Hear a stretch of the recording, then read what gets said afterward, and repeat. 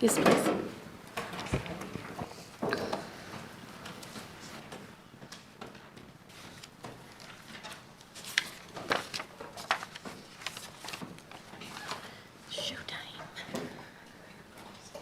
Oh, really? That's it there. I've got all the copies to give the council. Okay, thank you. Can you give Claire a copy? Thank you.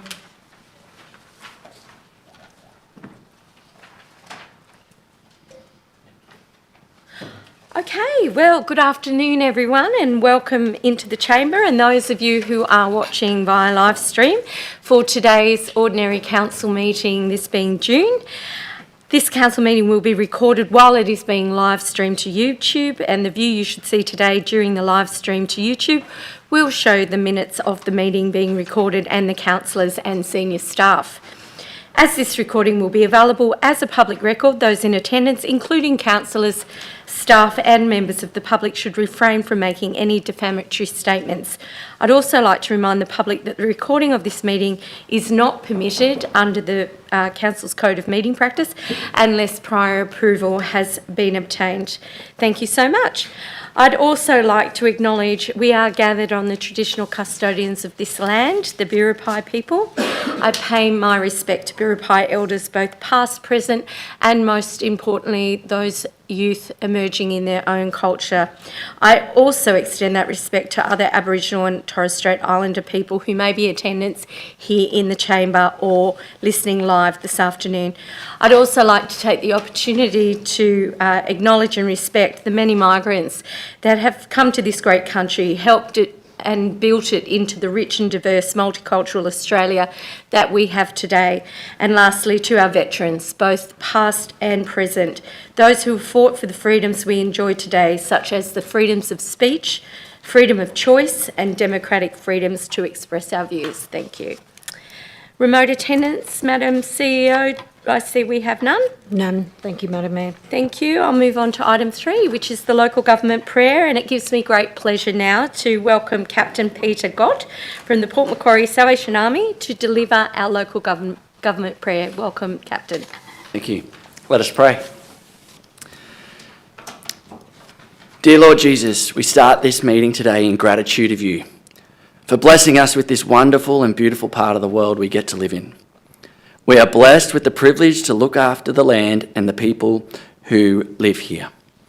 Today we commit this council meeting to you, to your will and plan for the Port Macquarie Hastings Council area. We commit all those involved in this meeting to you. We ask that you would lead and guide them by your Holy Spirit today. We ask you for your wisdom to be their guide, and we ask that you would lead this area to health, well-being and prosperity for all who live here, and we ask your blessing upon this land we live on and care for.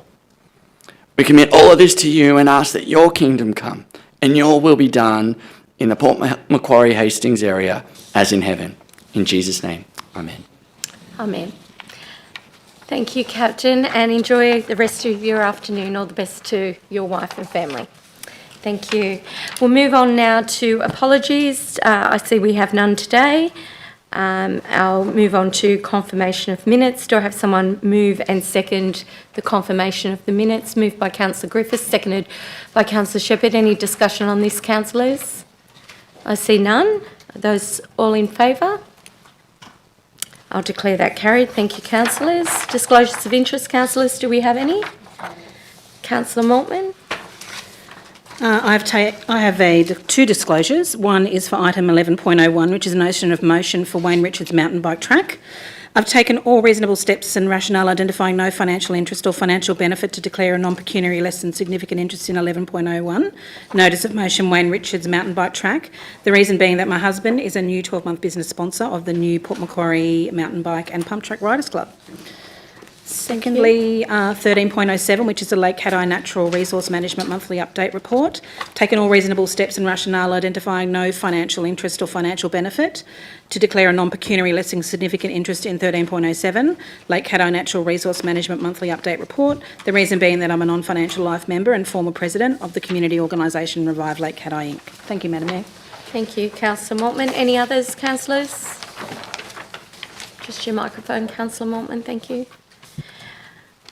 All right, I hear no others. We'll move on now to item 7, mayoral minutes. I have a mayoral minute to move. I'll move as on the screen that council note and congratulate the following local women who were award recipients in the 2023 King's Honour list, and that a formal mayoral congratulations letter on behalf of council be sent to the award recipients: Emirates Professor Gail Whiteford, AM, Miss Shane Flanagan, OAM, and Miss Jacqueline Fisher, OAM. So over the long weekend, it was really wonderful to hear that these 3 very worthy local women were awarded recipients in the 2023 King's Honour list, namely Emirates Professor Gail Whitehead, AM, and this was for her significant service to tertiary education and to community health. Miss Shane Flanagan, OAM, for her service to wildlife preservation and conservation. Miss Jacqueline Fisher, OAM, for her service to public administration and to the community.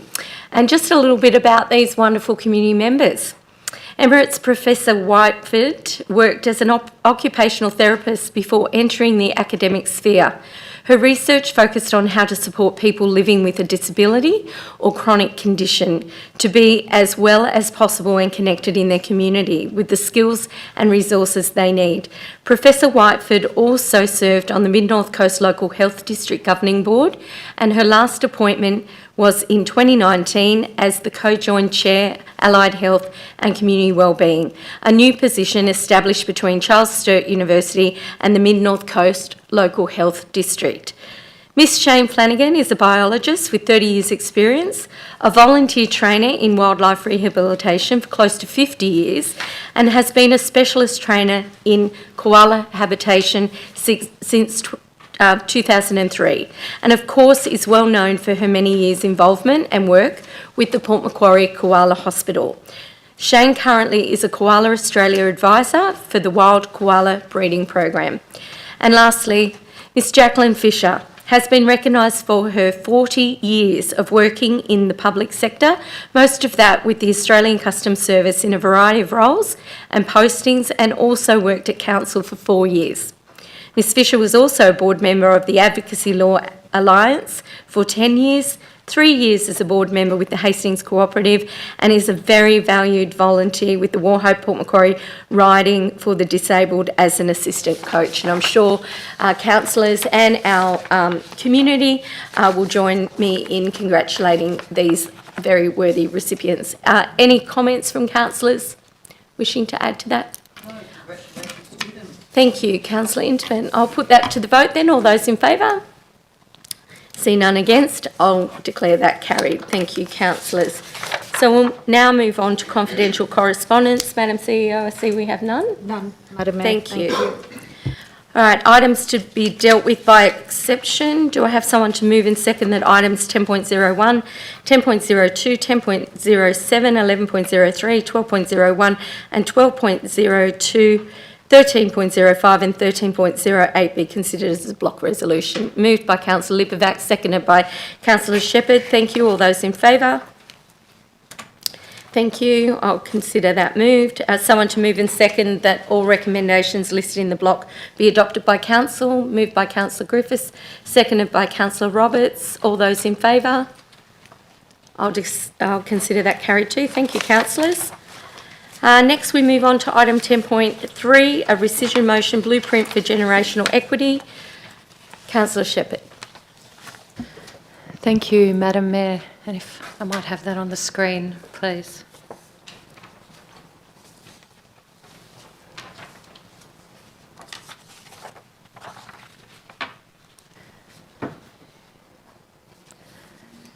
Thank you. So the motion being that the undermentioned motion adopted the ordinary council meeting held on 18th of May 2023 with regard to item 10.02 Port Macquarie Hastings Blueprint post-community consultation. Note the community feedback contained in the Future Strategies Engagement Report and the Part A Blueprint Summary Document. 2, determined to adopt the draft blueprint for generational equity subject to the changes identified in the table included in Attachment 2 arising from the feedback received from community consultation. And 3, thank the community for their feedback and advise them of the outcome of Council's determination. Thank you, Councillor Shepherd. Someone to second. Thank you, Councillor Edwards. Councillor Shepherd. Thank you. I'll forgo my right to speak just now. Okay, Councillor Edwards. Thank you. Thanks for bringing this rescission motion, Councillor Shepherd. And I do have a few things to say about it.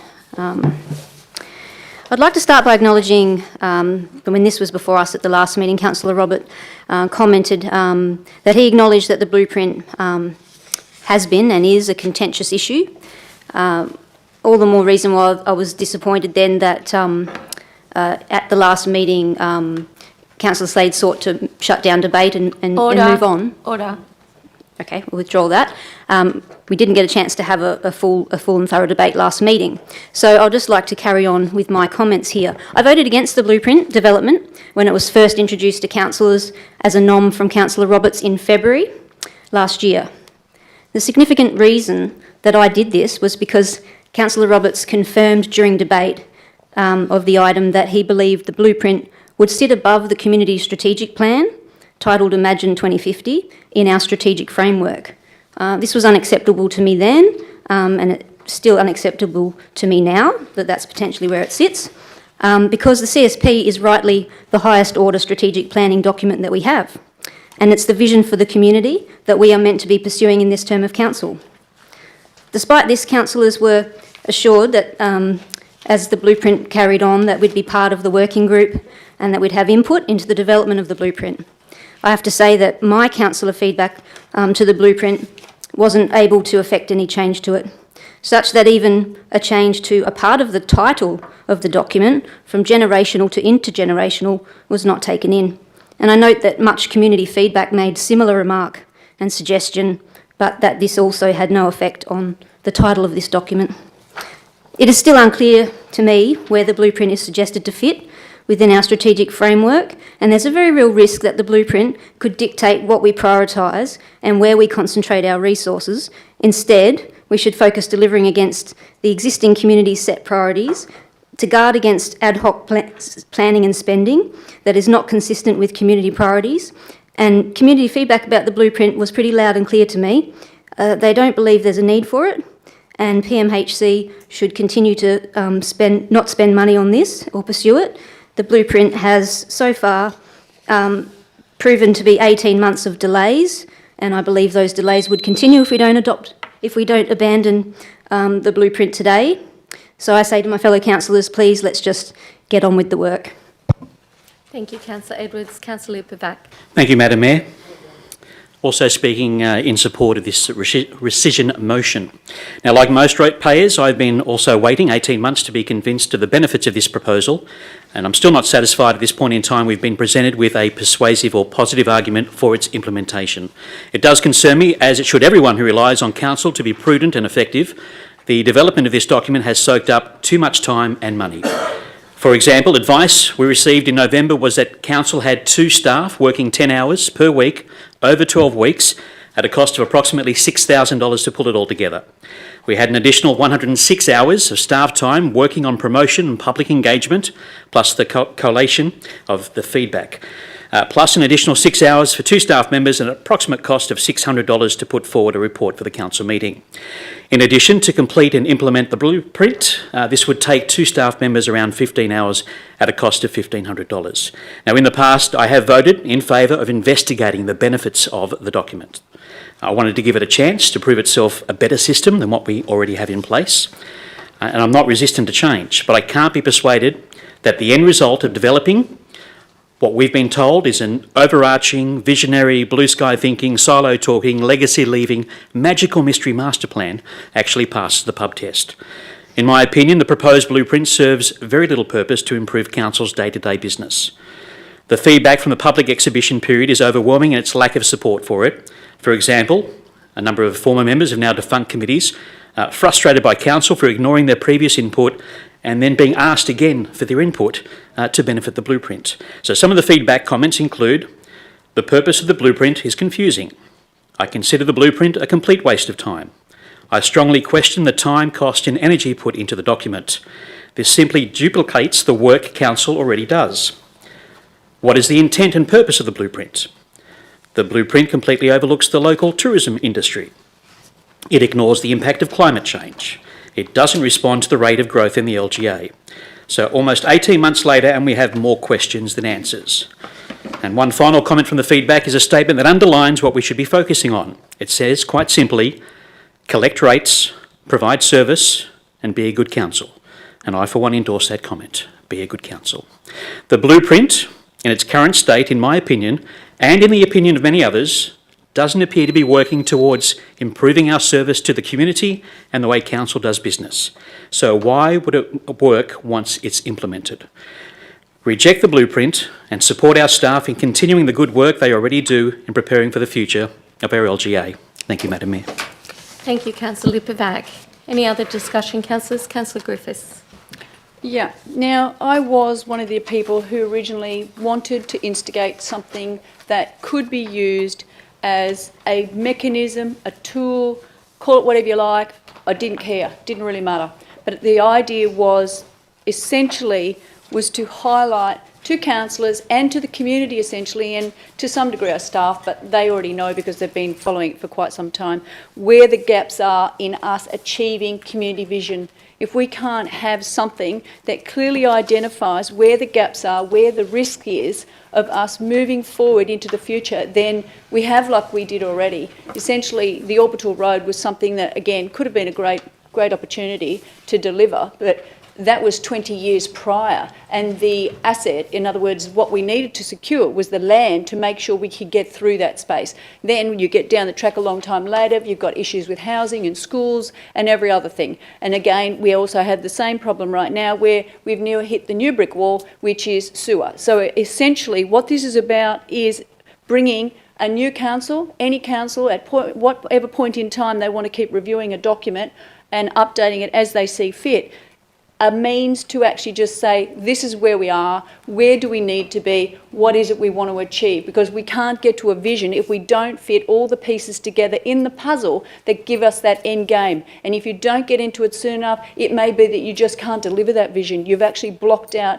the complete process to actually making it to where you want to go, or that it is so financially unachievable that you will never get what you want anyway. And even in the document itself, it highlights those two parts as being finance and infrastructure. And to me right now, we know our long-term snapshot is the general fund is potentially, until we get an improvement plan, 116 million in losses. That's where we will end up. So again, if we don't identify these gaps in where we're going and where we're heading as the bigger picture to getting down the track 30 years or 50 years, you know, in that time frame, we will never get there. Thank you, Councillor Griffiths. Councillor Slade. Thank you, Madam Mayor. I'm speaking against. From a business perspective, the blueprint just makes sense in my opinion. We are seeing more and more government agencies come out with their own blueprints as they too look to the future. When seeing other agencies release their blueprints, I can't help but think and be thankful for the experienced councillors from the past terms, like Councillor Griffiths, Madam Mayor Pinson, Councillor Roberts, and that they had the initial foresight to bring this to the table, as it appears more and more that we were ahead of the curve. The staff have done a lot of great work on the blueprint, along with our dynamic CEO. I believe it's now time to get on with the job for the benefits of the community. Thank you, Councillor Slade. Any other councillors wish to speak to this? Councillor Interman. Thanks, Madam Mayor. I absolutely agree with Councillor Slade about the importance of a clear vision and priorities going forward. But unfortunately, the process we followed has not achieved that objective.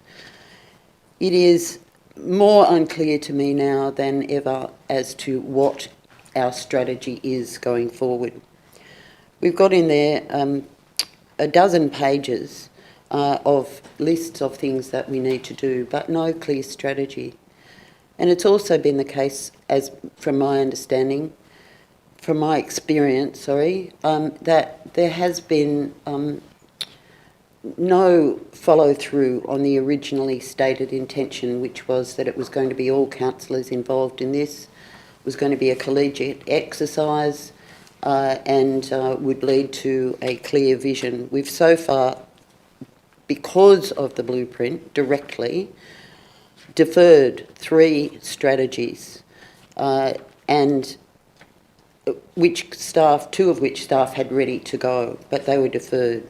Now, I applaud the staff for the directors for their commitment to this and the efforts that they have made, but it clearly is not working. The document that has been so far produced, and through a very unusual process, the document that has been produced is, I can see, of no value, and so I support us abandoning this process. Yes, let us get very strategic and clear in what we are doing, but we do not need a specific document for that. It may work some places, but it's not working here. There's the collegiate approach is simply lacking. So I support the rescission motion and the adoption of the alternate motion. Thank you. Okay, thank you, Councillor Interman. Any other councillors wish to speak to this? Councillor Roberts. Thank you, Madam Mayor. Just speak in opposition to this one. I don't agree with a lot of the statements that were made that there wasn't enough consultation or input. This one's been debated in the chamber on at least 5 occasions, rescinded at least twice. So we've gone around in circles on this one for quite a while. We adopted it in a fair and thorough process last meeting. It was surprising and disappointing to see this one come back up. I'll always maintain that the staff input, the councillor input was always there. I appreciate the staff's efforts in delivering on this project to date. I appreciate the community's input on this one in particular. But I also want to say that through this process, we've been able to put on the table, Madam Mayor, some of the big issues that were sitting in the back cupboard that no one wanted to deal with. They've actually come out from those back rooms and now really explain to our community what the high priorities are for this region, and that's water, sewer, roads, parks, gardens, footpaths. So a lot of those projects were, in my view, somewhat forgotten in trying to make sure council was trying to be everything to all people. But what we've seen through this process is that the staff and also the community have galvanised around the real issues, and they are delivering the backlog of infrastructure that we've needed to deliver on over the last 10 or 15 years. And having been associated with this council for over a decade, something like this back then, and Councillor Griffiths alluded to, would have been really helpful. The last couple of terms in particular, I don't think we did enough as far as delivery of core services and infrastructure. So this process, I think, in my view, has certainly helped address that. And I think we're doing an excellent job in delivering on some of those priorities that are identified in the blueprint. Thank you. Thank you, Councillor Roberts. Any other discussion? I'll just wade in briefly. The Community Strategic Plan to Think 2050, in order to achieve that, the vision is the most livable, sustainable and innovative place in Australia. Well, we're not going to achieve that if we rescind innovation. Innovation is blue sky thinking. Innovation, excuse me, order. Thank you, Councillor Edwards, for your attention. The most innovative place in Australia.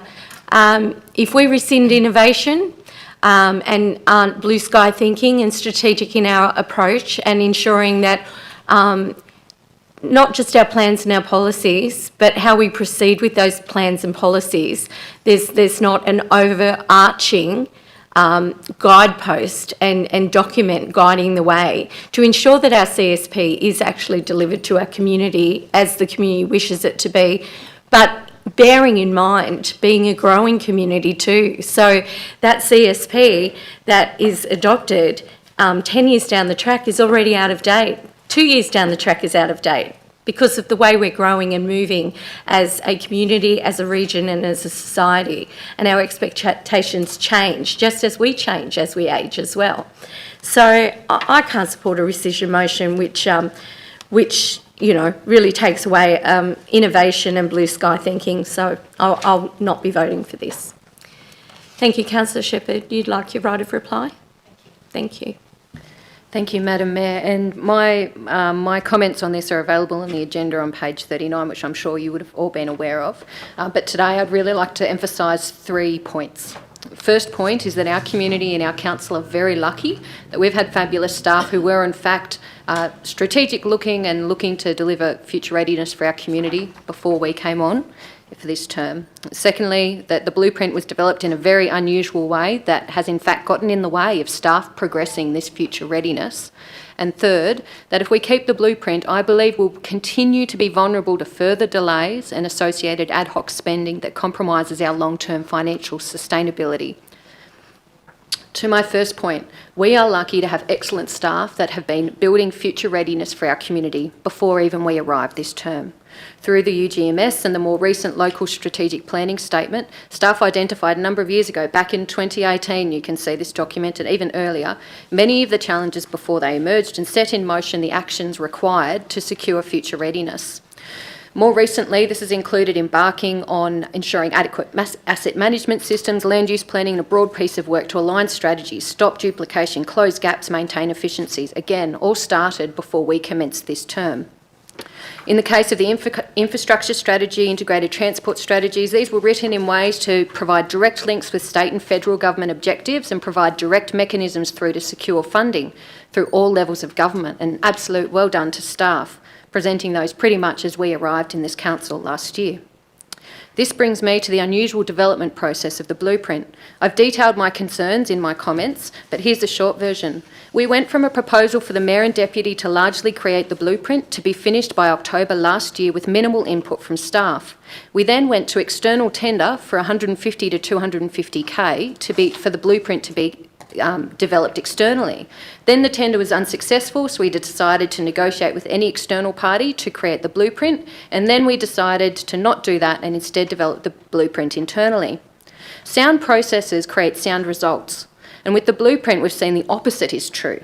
What I would add again is that staff, I feel, did quite a remarkable job in their attempt to respond to the resolutions of council. I don't think it was fair that we delayed progress on important strategies that were intended to prevent ad hoc decisions. I don't think that was fair, and I don't feel that the burden we placed on staff to do this work was fair either, nor was it fair to require them to bring together the strategic incoherence that was presented to them by the time it came to them to develop. This brings me to my final point. If we keep the blueprint, we will continue to be vulnerable to further delays, further ad hoc decisions and expenditure. These types of decisions compromise our long-term financial sustainability at a critical time. And so I feel we have to ask ourselves 2 questions. Firstly, can you back the process through which we delivered the blueprint? And secondly, does this document provide value to our community without creating further risk? Thank you, Councillor Shepherd. And with that, I'll put the motion to the vote then. Those in favour of the rescission? Thank you. Councillor Lipovac, Shepherd, Edwards and Intamin. Those against? Myself, Councillor Roberts, Councillor Maltman, Councillor Slade and Councillor Griffiths. I declare the rescission not carried. Thank you. Moving on to item number 11.05. I'm just going to move a suspension of standing orders first to bring 11.05 forward. So I need someone to move in second, please, that we do that. Thank you, Councillor Roberts, Councillor Lipovac. All those in favour? I see that carried. Thank you. Pardon me. Thank you. So we'll move to 11.05 and I will move the following in relation to Tuffens Lane Sporting Precinct, with just a very slight amendment in relation to where this funding would come from. move that Council 1 note the information contained in this report. 2, approve the budget allocation of $200,000 in the 2023-2024 operational plan to undertake detailed design of drainage for the Tuffens Lane Sporting Precinct. And 3, fund this project by reducing the sporting infrastructure renewals and the park furniture renewals budgets within the works program, each by $100,000. Thank you. Someone to second. Councillor Roberts, thank you. Thank you. Just briefly speak to this. We did have members of Touch Football in, and we had quite a lot of community members respond to this via submissions in relation to drainage at Tuffens Lane. It's a well-used sporting precinct. It's known by those who use it as the home of touch for touch football. This particular ground was purchased by council from the previous owners to bring it back into community hands with the sole purpose of it being a sporting field.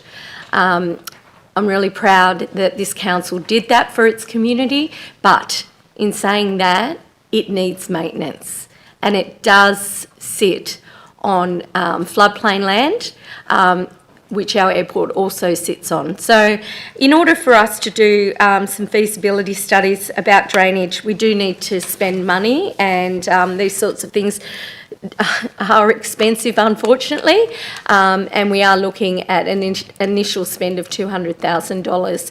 So I very much have listened to the community. I've heard from our sporting community what they expect of this council, and this is what they expect moving forward. So happy to support our community in that way. Councillor Mortman. Madam Mayor, I'd like to speak in support. I'm thrilled to address you today and share the remarkable outcomes of the engagement activities regarding the 2023-2024 operational plan for Tuffens Lane Sporting Precinct's drainage design work. The overwhelming response from the community clearly indicates that a majority of individuals who participated in engagement are in favour of allocating $200,000 towards this project. The engagement process for the 2023-24 operational plan consultation was exceptional. We received a diverse range of opinions from a broad cross-section of the community, ensuring that multiple perspectives were taken into account. I'm grateful for the active involvement of various stakeholders.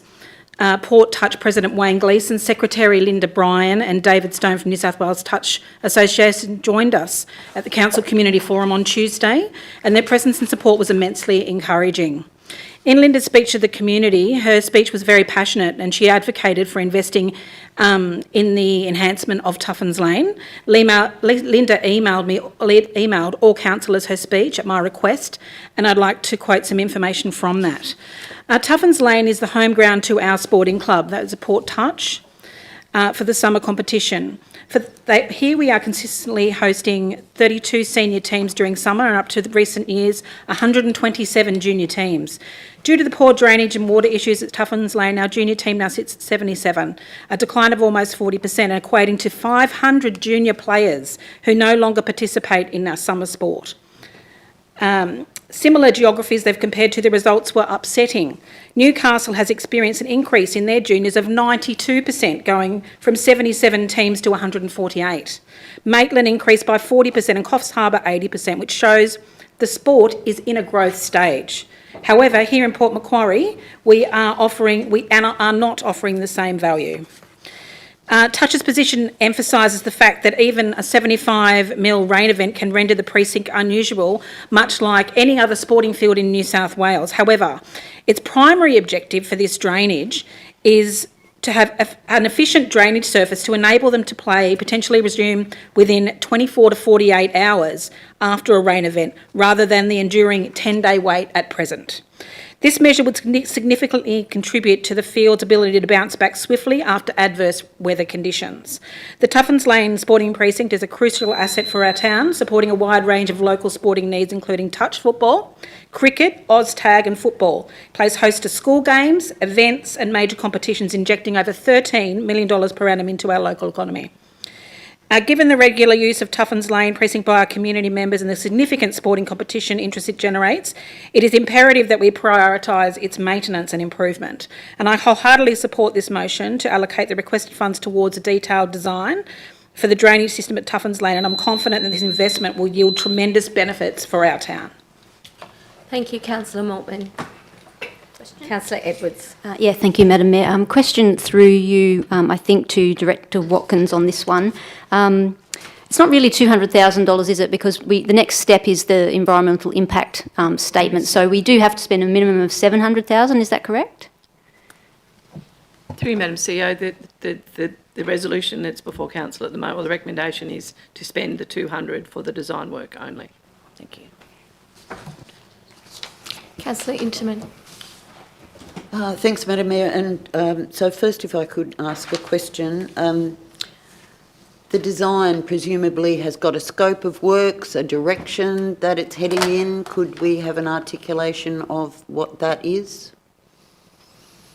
Through you, Madam CEO, the scope of works haven't been developed at this point. However, we did undertake preliminary design works when we came up with the indications of the estimated costs in the previous reports to council. So we would actually, if this is adopted, we would then work up the scope of works. But the estimate, based on the discussions we've had with experts in the field, is in the order of 200. Speak to the motion, please. I support the motion. My concern, and the reason I raise about the design, is that I feel that people in the community have an expectation that this will lead to a grand improvement in the functioning of Tuffens Lane during rain. Because of its proximity to various small waterways there and also the ground level, I'm not sure that we will achieve that in a reasonable amount of money. I'm talking about the actual works. More than happy to support a design plan that acknowledges the limitations on that site and does not ask for a design that's going to significantly change how that land, the response of the land to amounts of rain. We understand that 75 mil is like a pretty tricky one. It would be futile and really just leading people down the path if we've led them to believe that there was going to be any improvement, that the design program was aiming for suddenly a rain secure property there. So we need to make the design match what we understand about that site. Beyond that, I support it. Yes, I think we should go down this path so long as we're cautious, realistic. It's not about depriving anyone of anything, but it's about being realistic about the location of that land and the landscape that it's on and the surroundings. Thank you. Thank you, Councillor Interman. Councillor Lipovac. Thank you, Madam Mayor. Also speaking in support of the motion, and I think Councillor Maltman has stolen my thunder and also my words, but we'll see how we go. Having voted in favour of purchasing Tuffens Lane last year, the next logical step is to proceed with the detailed design of drainage and electrical works.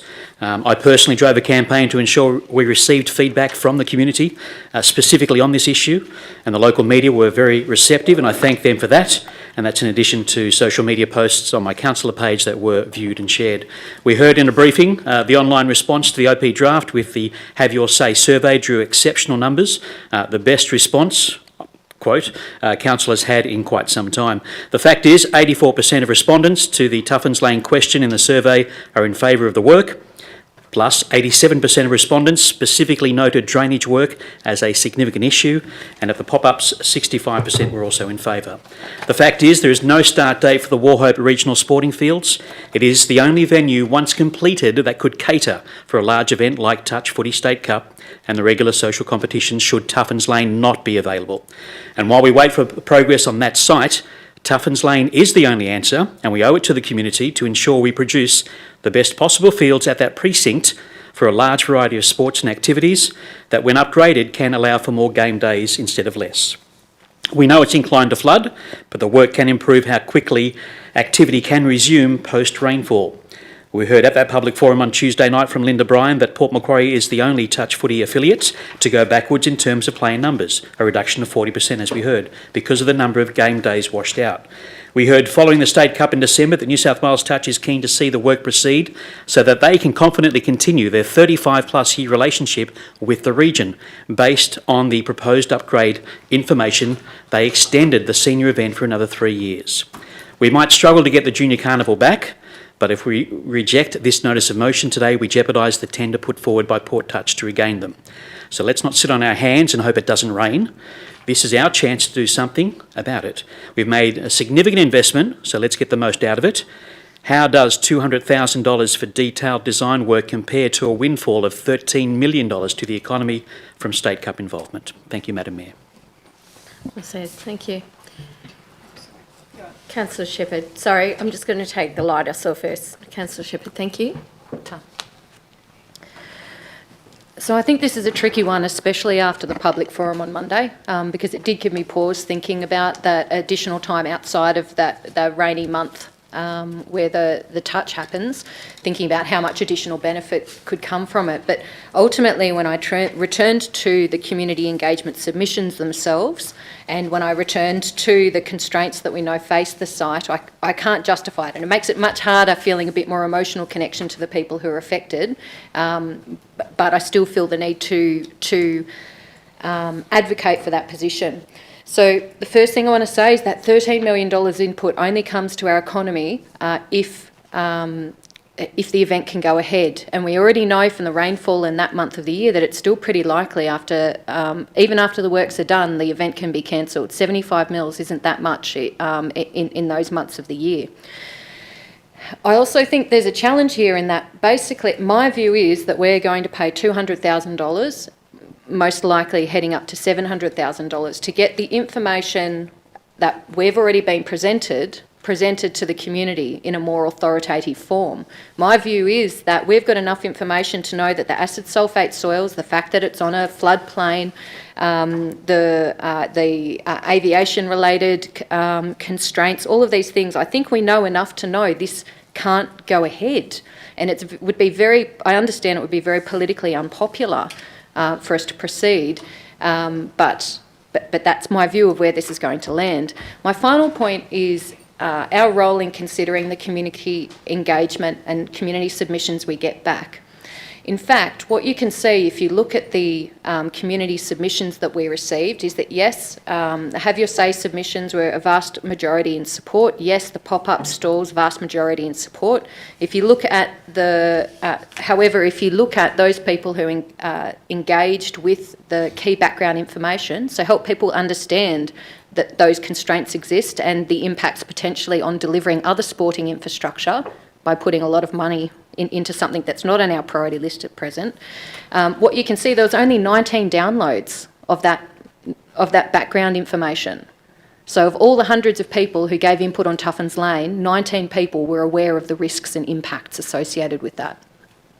The other thing then is looking at the internal engagement where a large number of staff were engaged on this matter. And in fact, the stats went the other way, where the majority of staff who are arguably quite informed about the challenges that council faces from a financial sustainability point of view, and more informed about the constraints and those sorts of things, the majority of them did not support going ahead with this work. Now, yes, it also showed us that the majority of staff here who responded don't play at Tuffens or don't have family at Tuffens, but I would argue that reflects our broader community. Most of our community isn't playing sport on Tuffens. And so I think that staff engagement is actually a telling statistic for us. Thank you, Councillor Shepherd. Councillor Slade.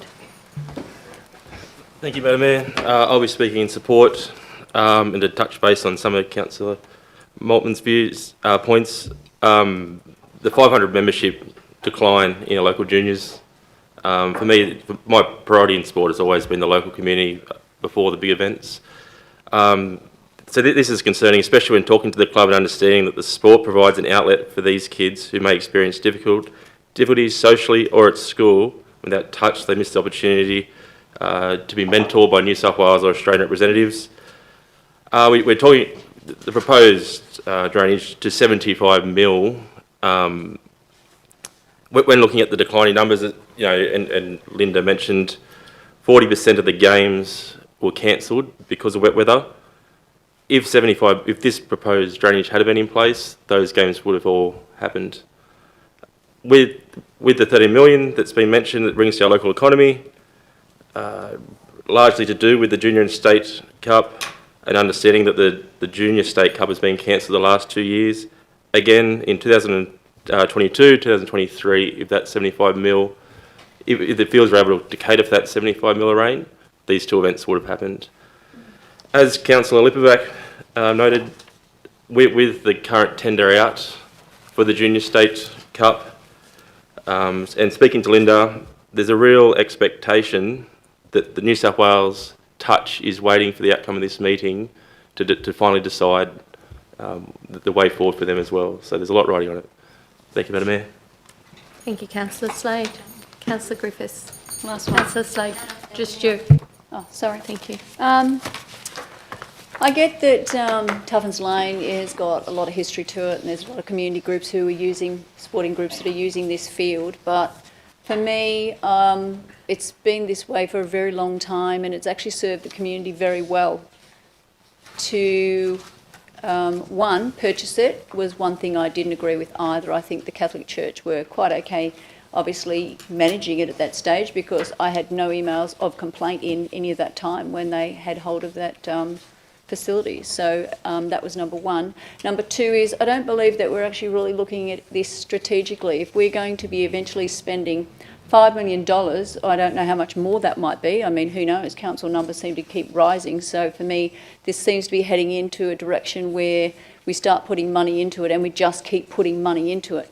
There's issues with Tuffens Lane. If, like, car parking's an issue, transport, getting to that location, congestion, it's just there's no real bus service. There was a plan, and I did find the plan back, but I haven't got it on me now, which basically suggested that Warhope did have the capacity to meet the Tuffens Lane sporting competitions.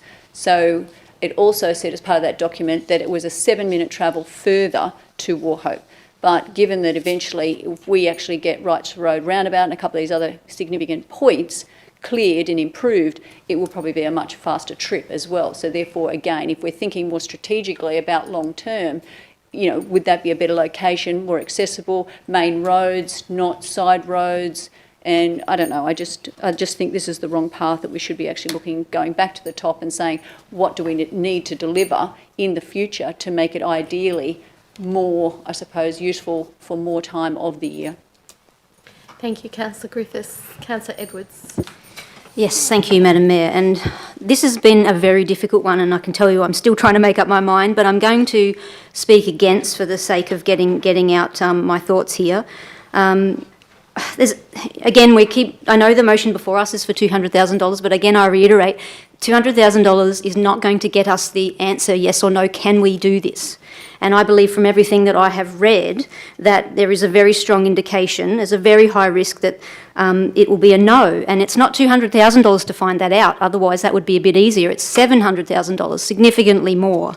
So whilst I think, it sounds fine to just, $200,000 to find out, that's something I think I could back.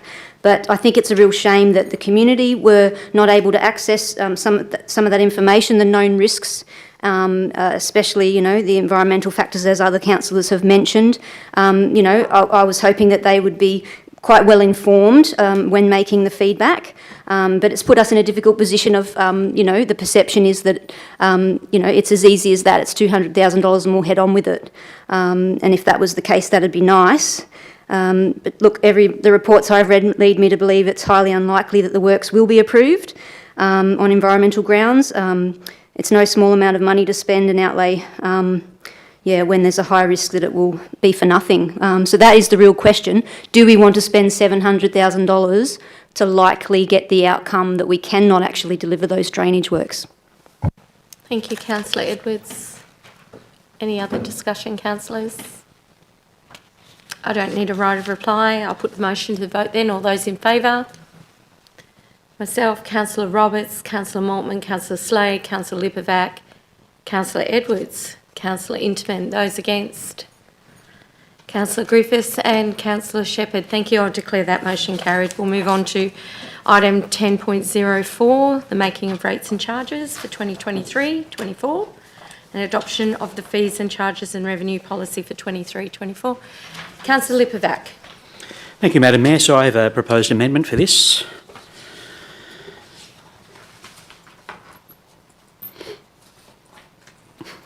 So I'll read it out. So points 1 to 15 as are per council report recommendation. Excuse me. Point 16 is to adopt the following integrated planning and reporting or IPR documents. Part A, 2023-24 fees and charges, including amending ferry services resident weekly ticket, that is cars and utilities ferry pass, to $12, including GST. Part B, 23-24 revenue policy, and Part C, 23-24 rating maps. Point 17 is as per council report recommendation. Thank you, Councillor Lipovac. Do I have a seconder? Councillor Shepherd. Thank you, Madam Mayor. So basically we're looking at, again, going back to Tuesday evening's public forum where we had a bit of discussion about the residents on the North Shore and what they need and require from council. And they did put forward a few different options in terms of ensuring that not all rates were going to increase. And so I've picked one and hoping that this might get through to help them out. So instead of the proposed increase of 50% for a weekly pass for cars, which is the concession price for ratepayers, in an effort to find compromise or middle ground that both council and residents would be comfortable with, is to increase the fee only by $2 instead of $5. So following on from those words expressed by Kerry Fox, the forum, it's a fair argument to ask these questions, as in why Rawdon Island residents are not charged a toll to use their bridge, why Laurelton and Dunbogan residents are not charged a toll to use their bridges, why Lake Cat Eye and Bonny Hills residents aren't charged a toll to use their bridge. What I'm saying is the two ferries that provide access to the North Shore are in fact part of the local road network that services their community. Yes, the ferry service comes at a cost to council and impacts our bottom line. But until the state government decides to take ownership of the ferries, we as a council need to ensure the trip is affordable for local residents. They shouldn't be punished because they chose to live on the other side of the Hastings River that doesn't have a bridge. They still live in our LGA, they still pay the same rates and charges that everyone else across the LGA pays, plus a ferry fee. Now, considering how expensive it would be to construct a bridge, and they're unlikely to get one anytime soon, and that was confirmed from Transport for New South Wales Regional Director North, Anna Zeki, and the Minister for Regional Transport and Roads, Jenny Atchison, at a meeting with councillors last week. A bridge is not on future plans. So we need to ensure the ferry service remains affordable, but also viable. The residents accept a ferry fee has to be paid, but what they don't accept is a sudden increase in the price because the ferries are running at a loss, as we know. It's not their fault that council has not addressed this concern with smaller, regular increases over recent years. Let's not isolate them any further by restricting the number of times they wish to journey south into the CBD for shopping and eating and entertainment. More money to cross the river means less money to spend shopping locally. It may not seem like much, but it's a very reasonable compromise, I feel, that would be appreciated by members of the Hastings community to only increase that ratepayer concession weekly pass for cars by only $2 instead of $5 for the new financial year coming up. Thank you, Madam Mayor. Thank you. Councillor Shepherd, do you wish to speak to this? Yes, please. So I've seconded this and I'm willing to support it, but for very different reasons to Councillor Lipovac. So my understanding is that the cost of this to our bottom line would be in the order of about $4,500. And so I think that's something that can be absorbed, but I want to be very clear that I support the resolution that Council made in February, which is to be on a path towards this being financially sustainable and addressing, in the broader context, our general fund performance as well, because we've got real problems. We've got very real problems there. I'm going to say something that I know people in the North Shore aren't going to like, but I do feel that it's important to say. When people in Dunbogan bought their property, they bought a property that had a bridge to go there. Same with people in Sandcrocs. And with the North Shore, I know it makes life very tenuous, but having bought a property and choosing to live in a place that has a ferry across there, that involves accepting some of what goes with that as well, I feel. So I think that this $12 is a compromise, but I do want to express my support moving forward for the ferry services to be financially sustainable. And I think we need to continue making prudent decisions moving forward to ensure that. The bigger picture, of course, is that we continue to actively advocate to Transport for New South Wales to be taking this on. We know that we're, one of, I think it was one of four or two of four ferries left in New South Wales that are continuing to be operated by the local council, and therefore it's the ratepayers having to pay for it instead of Transport for New South Wales doing it and operating it free for the people. So I understand we've been writing letters and that's been a bit challenging, but we might need to look at some more assertive and other means of advocacy to make sure that we are heard in that regard as well. Okay, thank you, Councillor Shepherd. Councillor Griffiths. I've got to speak against the proposed amendment. I think what happened was the percentages have come across as being a little bit alarming to some degree. When I did a little bit of a quick evaluation, if you have a look at the book of 25 tickets, it's an increase of 20 cents per trip. If you look at the annual rate for a person who works, say, 5 days a week, you basically are looking at 10 cents per trip increase. So the more, again, that you use, the less cost that is per trip. So I think, again, we've had an increase only 6 years ago. So for me, that's a fair, reasonable amount of time. So I'm not sure that this is as severe as it does seem. So I'm not sure what $3 is going to do for everybody. Again, I think even, if you were still doing 7 trips per week, or 14 trips a week, sorry, it's $2 a trip. So again, I'm not sure that it's significant. Thank you, Councillor Griffiths. I did see Councillor Interman. Thanks, Madam Mayor. And I might ask a question in the midst of this. I will support this. I agree with what was just said about really the reasonableness of the increases, considering how long since there's been an increase.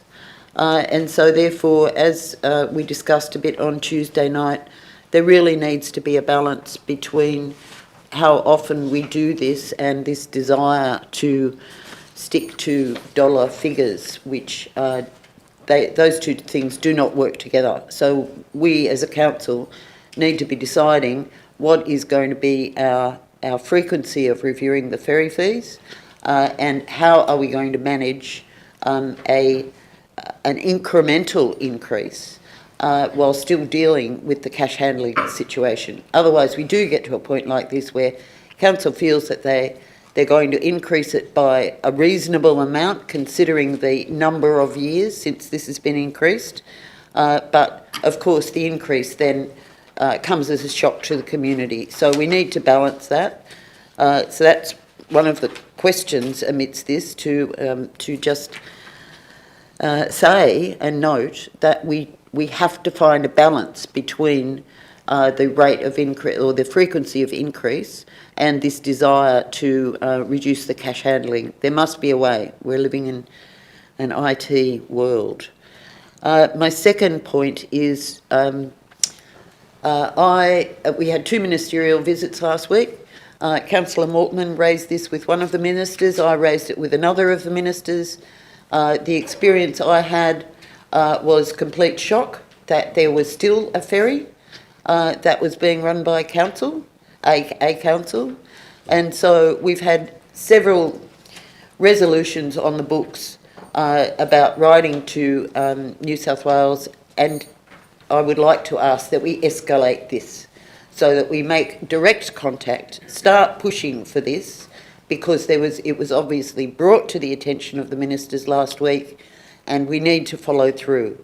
And the response I got, and I think Councillor Mortman got, was similar, that there was some shock about this. So obviously it's not before them.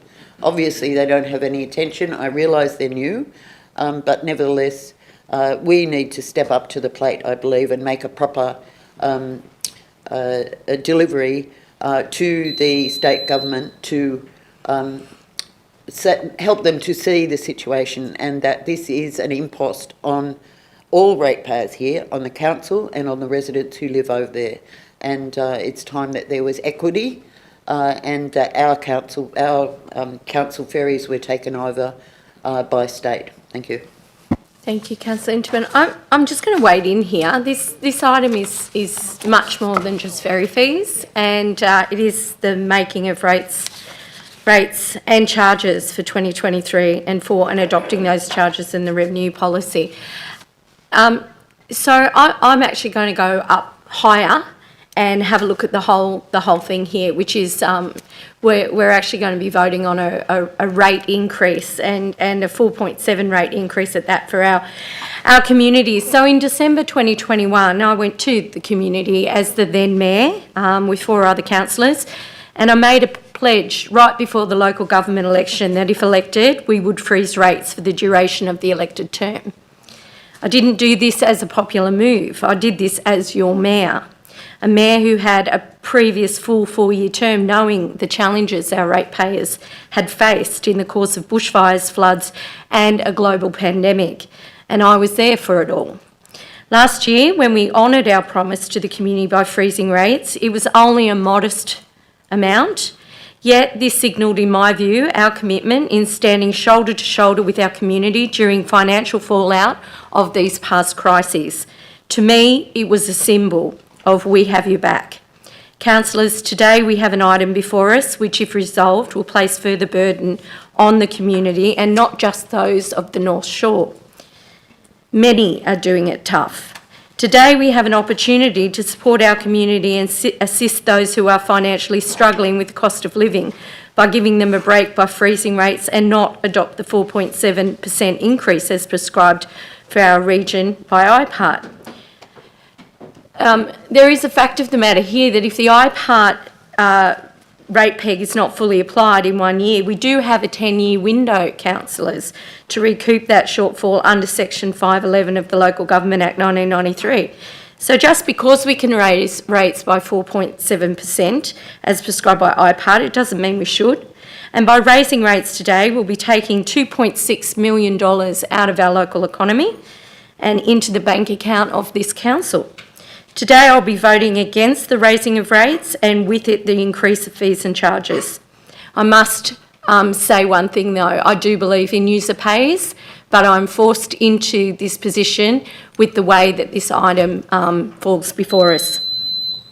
Today I will be voting no in order to support our 39,321 ratepayers, of which 10,079 are pensioners. Today I'll be voting no in order to put our community first and our council second. Today I'll be voting no in order to put people before profit. And today I'll be voting no because the reality is that the cost of living through 12 mortgage rate increases in 14 months is taking its toll. Grocery increases, fuel increases, electricity increases, insurance increases are taking their toll. They're breaking the backs of many, and these are real issues facing real people. Today I honour my pledge to our community and ratepayers by voting no to a rate rise. Thank you. Question, Madam Mayor. I'm just wondering, with the amendment before us, I wonder if it might be worthwhile us voting on this and then returning to continue this debate. Thank you. I'm speaking to the amendment, Okay. but I'm speaking to the entirety of the issue, which is far greater than just ferry fees. But I thank you for your suggestion there. Thank you, Councillor Maltman. I thank you, Madam Mayor, for giving some clarity about this motion, because it actually isn't just about the North Shore. So I am not for any ferry fee increases for the North Shore, nor am I for a rate increase. And I stand for you to express my firm opposition to a rate rise, and I will now present a number of compelling reasons supporting my position. And I hope everybody's watching today via live stream. Hello, everybody. Do you know that on the 30th of April, the investments held by Port Macquarie Hastings Council amounted to a staggering $428 million, $428,779,761 to be exact? And did you know that the total cash and investments held by Council as its 30th of June 2021 already reached 347 million. And the reason I know that number is because my entire election team, who sits here before you now as elected councillors, were well aware of these figures, because this figure was what we formed our basis of our election promise to our community on this number. We pledged to unlock $347 million in community funds that council had been accumulating for years and utilise them efficiently, effectively and in a timely manner for key projects and critical infrastructure, despite publicly being told we couldn't do this. As you can all tell, we can do it, and we are. When we examine the numbers from June 2021 to April 2023, there is a remarkable growth in the council's investments, reaching over $81 million. This represents an enormous sum for any local regional council in New South Wales. I urge all councillors and community members to remember this number. With this knowledge, it will be extremely challenging to find any community member, and our Mayor mentioned over 39,000 ratepayers, that would actually support burdening them with this rate rise during this term. I'm sure you all recall our meeting with the New South Wales Minister for Local Government, Wendy Tuckerman, last year here in this building, during which Mayor Peter Pinson informed her that we had chosen not to apply a rate rise last year due to our fabulous financial position, and a decision she appeared to acknowledge. And it is worth noting that since that visit, we have only grown wealthier as a council. Let's discuss a rate rise in the context of our neighbouring councils. Financial comparison from June 30th of April. Port Macquarie Hastings Council stands out significantly with a $428 million kitty. In comparison to Coffs Harbour, its bank balances and investments were $283,280,000. Kempsey Council holds $101.9 million in their cash and investments, and Mid Coast Council has $292,381,803 invested in funds. So as you can tell, that's significant numbers Port Macquarie holds in a cash stash. So considering our substantial financial reserves, imposing a rate rise this year would be a burden on our community, especially during a cost of living crisis. Our community members are already feeling the strain, and they continue to perceive and make public their perception of the lack of tangible benefits from the council's accumulation of these funds. Thank you. Thank you, Councillor Maltman. Councillor Edwards. Thank you, Madam Mayor. First of all, I have a question for Councillor Maltman. Councillor Maltman, have you undertaken local government finances and reporting training? Thank you for your question, Councillor Edwards. I'll take it on notice. Right. I'd like to speak for this motion. Thank you, Councillor Edwards. And I think that the debate's getting a little bit more muddied, but the fact that Councillor Lipovac started off talking about the ferries, and that's what this amendment's about, I'd like to just get back to that for the moment. So we were at the public forum on Tuesday, and we did hear from Kerry Fox, the President, from the North Shore there, and what I gathered from what Kerry had said was actually that of the people living over on the North Shore, a significant proportion of people are on a very low income. So with this item and with, looking over what we can do about the fees for the ferry, I was quite disappointed to see that in actual fact we use the word concession, but that doesn't really apply. That's a concession that's available to anybody living in the LGA. So in actual fact, what we're not doing is for those people on a low income, they don't have a further concession. It's not real. So I'm a bit disappointed in that, and I would like to see that we do better in the future when reviewing these fees, that we actually have a genuine concession amount for those living on the North Shore who come into council and can show that they've got a low income and to receive that assistance. Thank you. Councillor Roberts, thank you. Thank you, Madam Mayor. Just a point of clarification. Can we just confirm whether we're dealing with a motion or a proposed amendment? We're dealing with an amendment to the Thank you. motion. Okay. Did we have a mover and a seconder for that original motion? We had moved the amendment. Oh, hang on. Actually, that's a really great question. Councillor Lipovac, you were making an amendment as part of the motion. Is that correct? Councillor, sorry to interrupt. Thank you. Through you, Madam CEO, Councillor Lipovac moved a motion. There was no initial motion moved other than this one. So we have a motion in front of us. Okay. Thank you. Do you have another question or? I was happy to speak to the motion. Okay, great. Is that okay? Thank you. I was happy to speak against the motion, should I clarify? I stand with you, Madam Mayor, absolutely, and would vote down anything that resembled a 4.7% rate increase for our community. I was with you during the campaign, obviously. Last year, I was very happy to see we had majority support for a rate freeze. I don't see the situation has improved much from a financial point of view for our community. I do believe we've got enough funds in the bank to deliver on a budget for the next 12 months to a substantial degree. And the point you made before about potentially recouping some rate increases down the track is an option for us. But I think right now, what we're seeing in the economy, right across the country and potentially globally, is a real squeeze for the cost of living in particular. People getting out and getting second and third jobs, like there's a lot of pressure on households at the moment. And I think our council is in a significantly positive financial position enough that it could at least hold off a rate increase for the foreseeable future. On that, obviously, if things improve longer term, there's options for council to improve its position by raising rates. However, there's more options than just hitting up the ratepayer to generate income. And that's where I think we can get to in the future, where that we don't have to rely on hitting up households every time the council needs to rake in some more money. The thing is, we have a huge asset base. I would like to see more assets recycled, more incremental revenue streams created through the council. There's a lot more things we can do than simply hit up the ratepayer every time we need to put money in the bank. So on that basis, I won't be supporting this one. Thank you. Thank you, Councillor Roberts. Councillor Shepherd.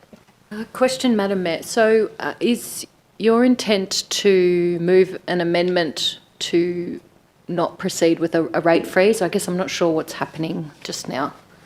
Okay, I think where some of the confusion was that we had amendment up on the screen above. I spoke to this as I'm not in support of a rate increase, but we understood how messy it got last year, Councillor Shepherd, and we ended up deferring and we ended up with the 11th hour coming to our rates and charges. So I'm voting against. I thought I was very clear in what I was saying in my delivery. So I'm voting against. Okay, so the voting motion, against but not bringing an amendment to do a rate I'm voting freeze. against Okay, the motion, understood. Councillor Shepherd. Understood. Thank you. So question through you, Madam Mayor, to the CEO.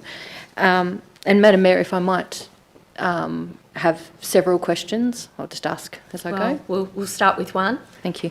So, Madam Mayor, if you could please outline the current financial situation of council with regard to our reserves and any comments you would like to make in regards to the restrictions. I believe it's in the order of 90% of that 428 is actually under external or internal restrictions, lawful restrictions, and any comments you would like to make in regard to the general fund and our financial sustainability moving forward.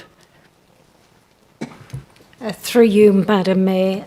Look, if council were to go back to the drawing board, we'd have to have an extraordinary meeting to come back. We would be proposing a number of services that we would cut. So that's the bottom line, is that if we're going to take away the rates, we're going to have to come back with services that we would cut. That's quite simple. If you don't have the additional funds, then you can't provide that level of service.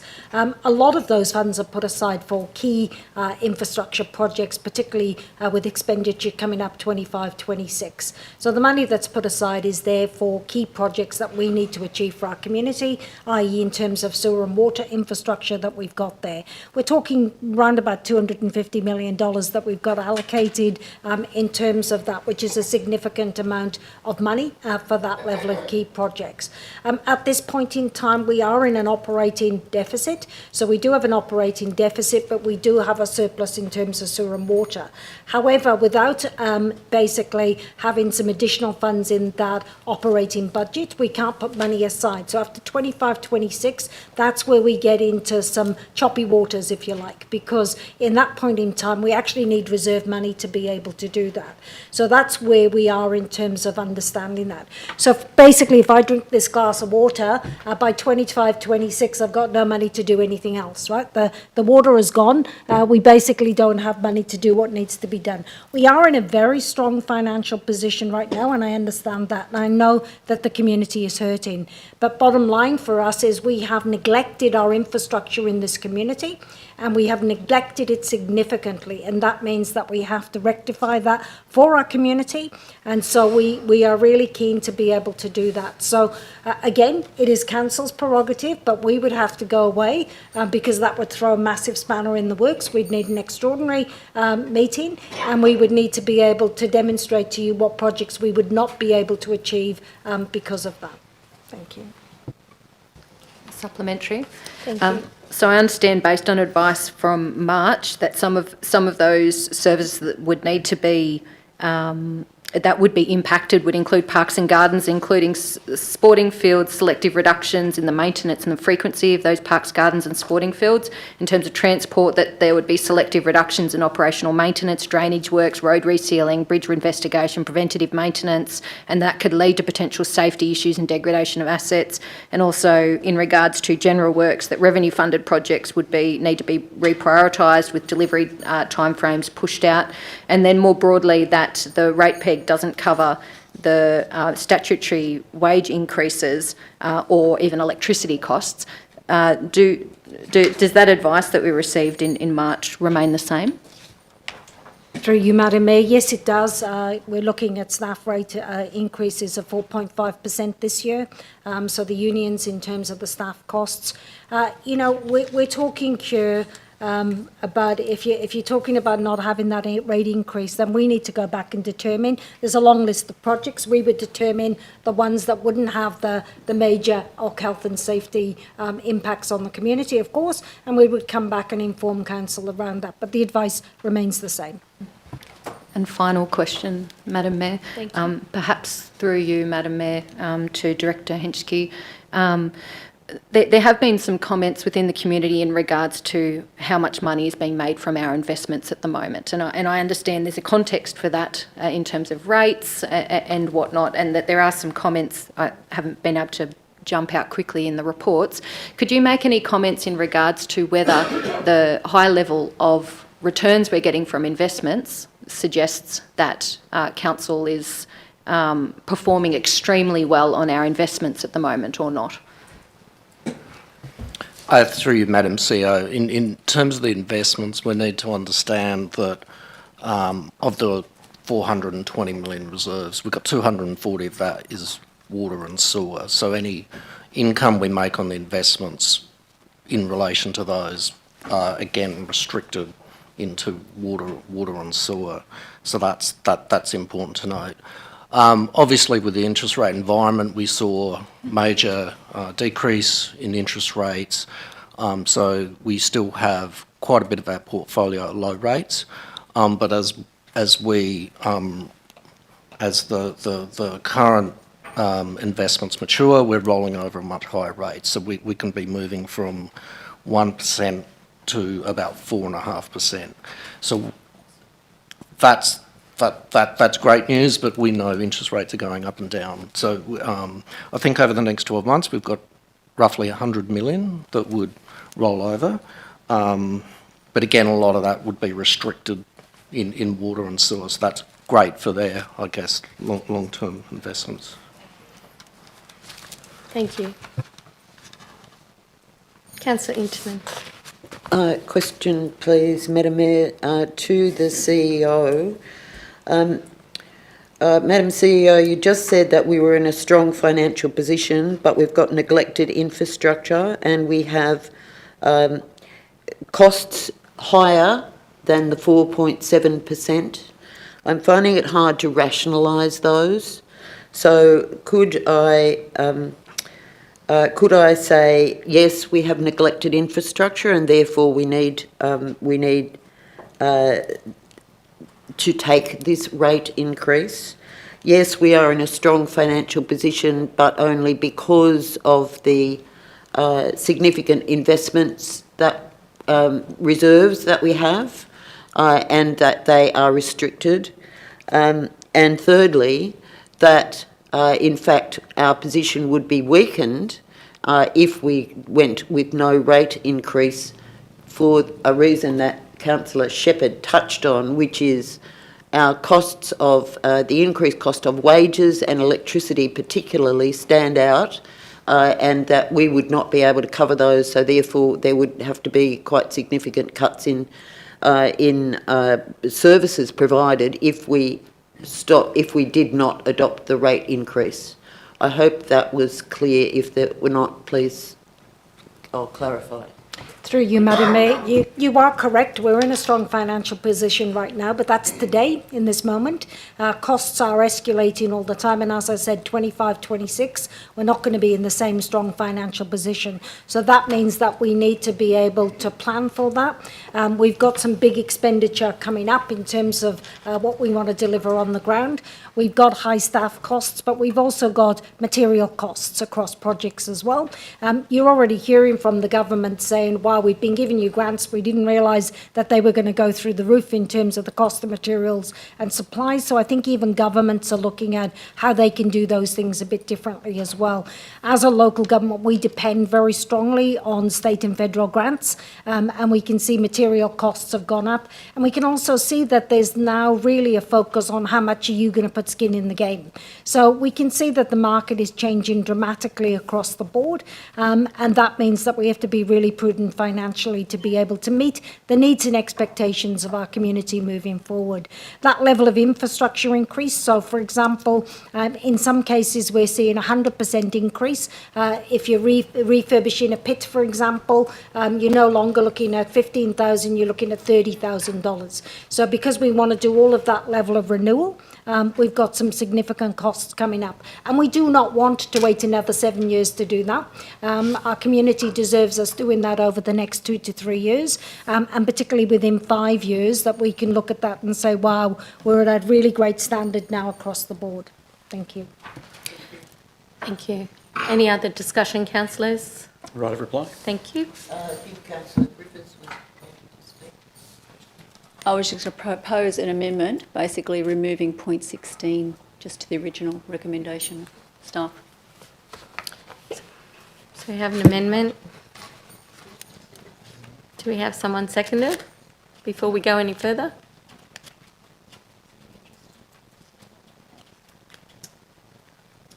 Second for the point of debate.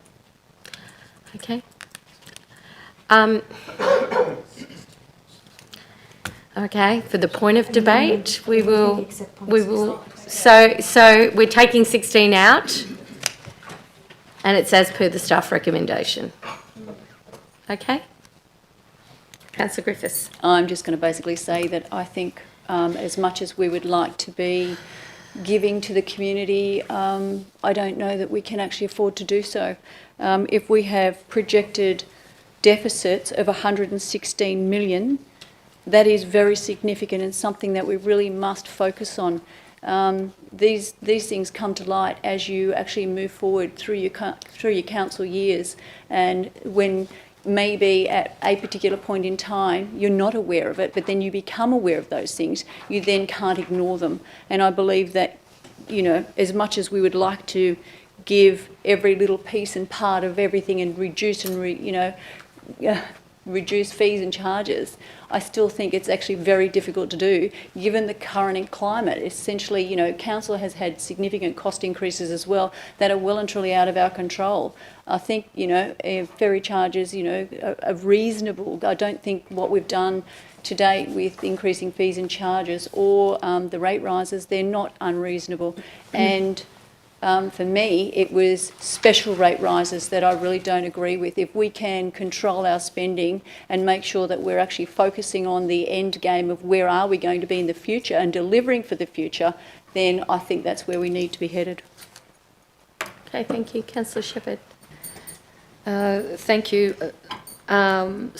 Speaking for, I guess I second it, but I just want to flag that in this particular instance, the change that Councillor Lipovac forwarded would cost council, I understand, about $4,500, and I know that every cent accounts at this stage when we look at some of our picture moving forward, and I think it's upward of $110 million general fund operating deficit that we're looking at in the long term, and that's our job to be thinking about that, the long term, not the everyday stuff. But I think in terms of the North Shore residents having a bit of a triple whammy at the moment in increases in things, that this is one way we can provide some small relief. Because a number of councillors had spoken before the issue of rate rises was brought up, it meant that we're not able to speak again, which, you know, process-wise makes it quite difficult. So I am going to speak a little bit to the matter of the rate rises now also. So certainly councillors have received a number of representations indicating that there were councillors who intended to move a rate freeze or not support a rate rise today. And I responded to some of them, directing them to some of the information to help them understand why that is the prudent course for our council to ensure that we can continue to deliver core services: water, sewer, roads, rubbish. We need the increase in rates to be able to continue to deliver. So some of the information that I sent to them and the links for them to go check for themselves is, as we know, the average ratepayer would save about $60 if we didn't increase if we didn't increase our rates. Of course, if you own a lot more land, you would save a lot more money, or your land was a lot more valuable, you would save a lot more money. But in terms of helping out the people who really need it, I don't know that $60 is going to help them, and that is, of course, ratepayers as well, not people who are renting. The cost to our bottom line would be $2.6 million revenue this year, when we're already, I think it's 8 or 9 million in deficit on the general fund just this year. And then in the long term, the compounding impact of that rate freeze, which would be about $60 benefit to households, the long-term compounding income over 10 years would be $32 million. And then, of course, we've got the issue of all of those services that would need to be cut and not delivered as a result. So it would be nice to be able to save everyone some money and still deliver everything, but local government is getting pressures from everywhere. I understand that's very well understood across the sector, and we need to make sure that we're having really mature conversations with our community so that we can make some really strong decisions moving forward to be able to continue delivering those core services. Thank you, Councillor Shepherd, and thank you, Councillor Griffiths and Shepherd, for another bite at the cherry to have a further discussion about it in a mature way. The arrogance to say that $60 saving, and it's written in the report too, $60 saving Point of order, Madam Mayor. I'd prefer not to be referred to as arrogant, please. Not referring to you as arrogant, Councillor Shepherd. It's written in the report. That a saving of $60, in my view, is arrogant, because on top of $60 is $1,200 of additional mortgage fees that people are paying, with the 12 over 14-month rate increases, the 25% increase to electricity come the 1st of July. The every cent counts. Yes, it does. Every cent for every ratepayer counts. I don't know about any other councillors, but I make it my business to actually immerse myself into the community and to actually go into businesses and ask how things are going. Just today, in retail, in 2 different businesses, and we're not talking mum and dad shops here, people's hours are being cut. So the amount of work time that they are getting are being cut. This is a ripple effect that's starting to be felt. We are in a real financial situation in this country, and if we avoid a recession, we will be very lucky. Inflation is so sticky, our governments can't get it down, and here we are at the end of the day as a council in an unsustainable model because of state government and the cost shifting, that we are cost shifting ourselves. We are doing the very thing ourselves that is done to us by the state government, and we are shifting our costs onto our community at a time that they can least afford it. If we have to limit some services, some bells and whistles, let's have that mature conversation with our community. Let's have that conversation. But people out there are hurting. We have a housing crisis. We have housing affordability. We heard all about this. We've had very big discussions about, homelessness, the costs at the checkout, the costs at the petrol pump, the costs of mum and dad, finding it really difficult to put food on the table for families and trying to educate children at the same time. The captain of the Salvation Army was here to give the local government prayer. The Salvation Army is seeing more working class people come in to use their organisation just to put food on the table. $2.6 million in a 4.7% increase this year coming out of our community and into our bank account because council needs it more. I don't sleep at night very well over that, and for that reason I'm really happy to vote against item 10.4. Thank you. Sorry, Madam Mayor, were you speaking for or against this amendment? I didn't pick that up. I think it was very clear I spoke against it. Thank you. Thank you, Councillor Lipovac. Councillor Edwards. I'll speak against this because I'd come around to being able to support what Councillor Lipovac had put forward. A lot of interesting debate going on right here, right now. Gee, there's so much to respond to. But I will say that I speak against this because I believe we have to make some concessions. We do have to listen to the community, and we do have to, it was a 50% increase. I understand that was, that was a shock. That was, one item. Let's pull that out. But the reality is that council's costs are going up. Of course, everyone's costs are going up, but other levels of government have the responsibilities to provide relief to households who are experiencing things like electricity rising costs. But council has all these costs as well, and I don't believe we're helping our residents very much at all if we just go with cutting services. Cutting services means cutting jobs too. Thank you, Madam Mayor. Just speaking against this amendment. For the fact that some information that came through in relation to where we started from, that there are 20 plus different ferry fees. North Shore residents put forward a few that they thought, can we have a look at those, maybe can we adjust them? I've selected one, and for a moment there I thought there was a bit of confusion from Councillor Griffiths. We're not reducing or cutting back a fee. The fee is still going up to $12 rather than $15, so I just want to make that clear. Thank you, Councillor Lipovac. Any other discussion on this? I'll put the amendment to the vote then. All those in favour? Those against? Thank you. Myself, Councillor Roberts, Councillor Maltman, Councillor Slade, Councillor Lipovac, Councillor Shepherd, Councillor Edwards and Councillor Inchman. Thank you. The amendment's been lost. We're back to the motion.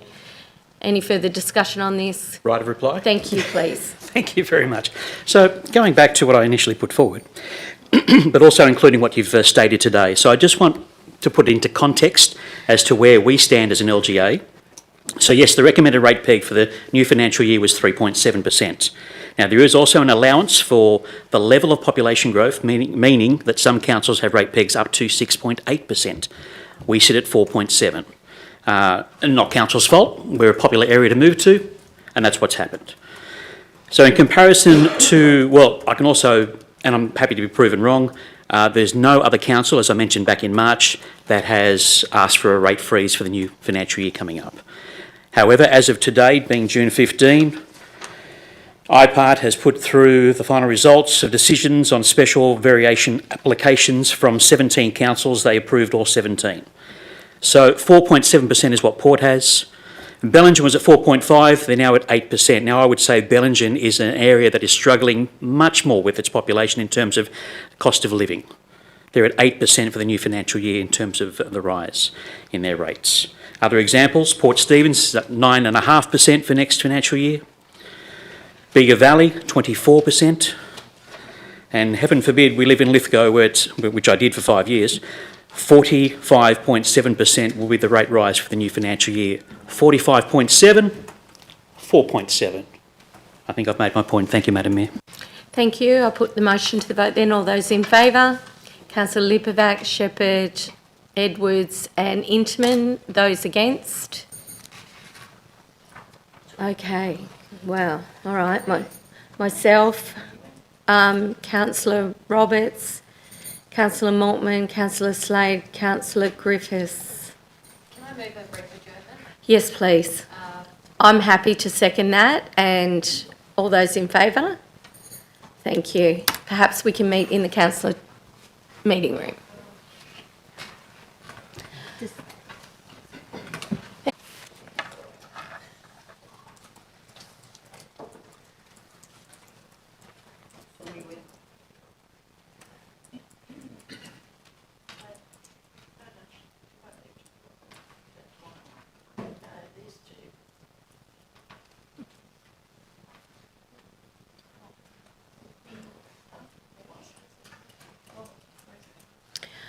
Okay, so for those of you, we took a short adjournment. Those of you who are online watching, welcome back. For those of you who are here in the chamber with us, thank you for your patience.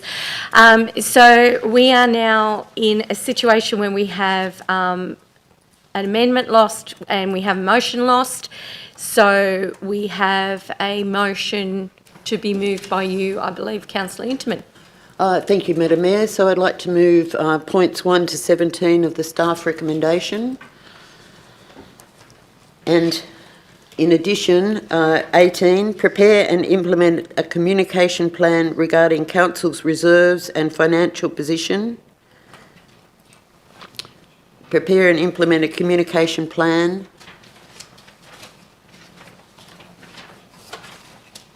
regarding Council's reserves and financial position in the current economic climate. Happy to hear any suggested changes of words. Thank you. I'll just seek a seconder. Councillor Shepherd, thank you. Thank you. So we've had a lot of debate, Madam Mayor. I'm not going to go back over that.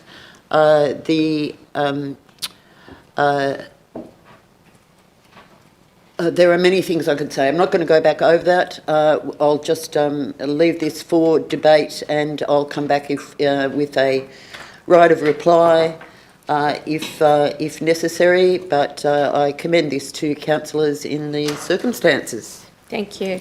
And for those people who are just joining us here in the chamber or online, I will just cement my view on rate rises. In general, as Mayor, it's something I've never supported. I don't believe that our ratepayer is 100% burdened with running our local government area. Our model is broken, the local government model is broken, and our sustainability as local government, not just Port Macquarie Hastings Council, but local government in general, really is questionable. And I think the state government would have to agree with that. We rely on you as our ratepayers to get things done, employ our staff, etc., and we rely on grants to deliver some of the shiny new things that we do and the improvements that we make. I'm very much in favour for user pays. I want to put that on the record. I believe that you use the service, you should pay for it. But I'm in a situation with this particular item that my integrity and my morals says to me I need to vote against this, and I'll be doing that. So I will not be supporting this. Thank you. Any other discussion, Councillor Shepherd? Do you wish to say anything else? Anyone else? We'll put it to the vote then. Yep, thank you. Thank you. The point I would like to make here is that we do not have one job as councillors. We have two jobs as councillors. One is to represent the community. The other one is to act not quite like a board of directors, but very much so. So therefore, we have two responsibilities. One is to the matters that the Mayor has been raising regarding people's cost of living increases and difficulties. I'm sure there are people around this table and in this room who are suffering from that.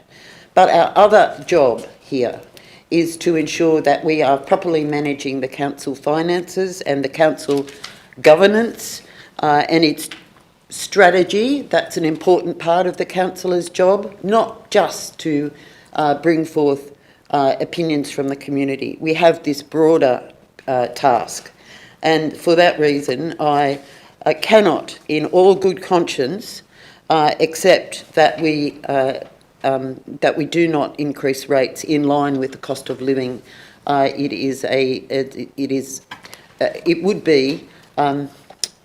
It would be a betrayal, I believe, to the trust that the community puts in us to manage the finances of this organisation, finances, governance, etc. of this organisation, and so therefore I commend this to my colleagues. But I do want to actually, underline something that Councillor Edwards said before, which is it's not as if Council is taking $2.46 million out of people's pockets. It's that Council is continuing to provide services to the local community, which in many cases employ local people, and therefore it is swings and roundabouts, and it is a false dichotomy to say that Council must necessarily respond to the community in terms of their cost of living.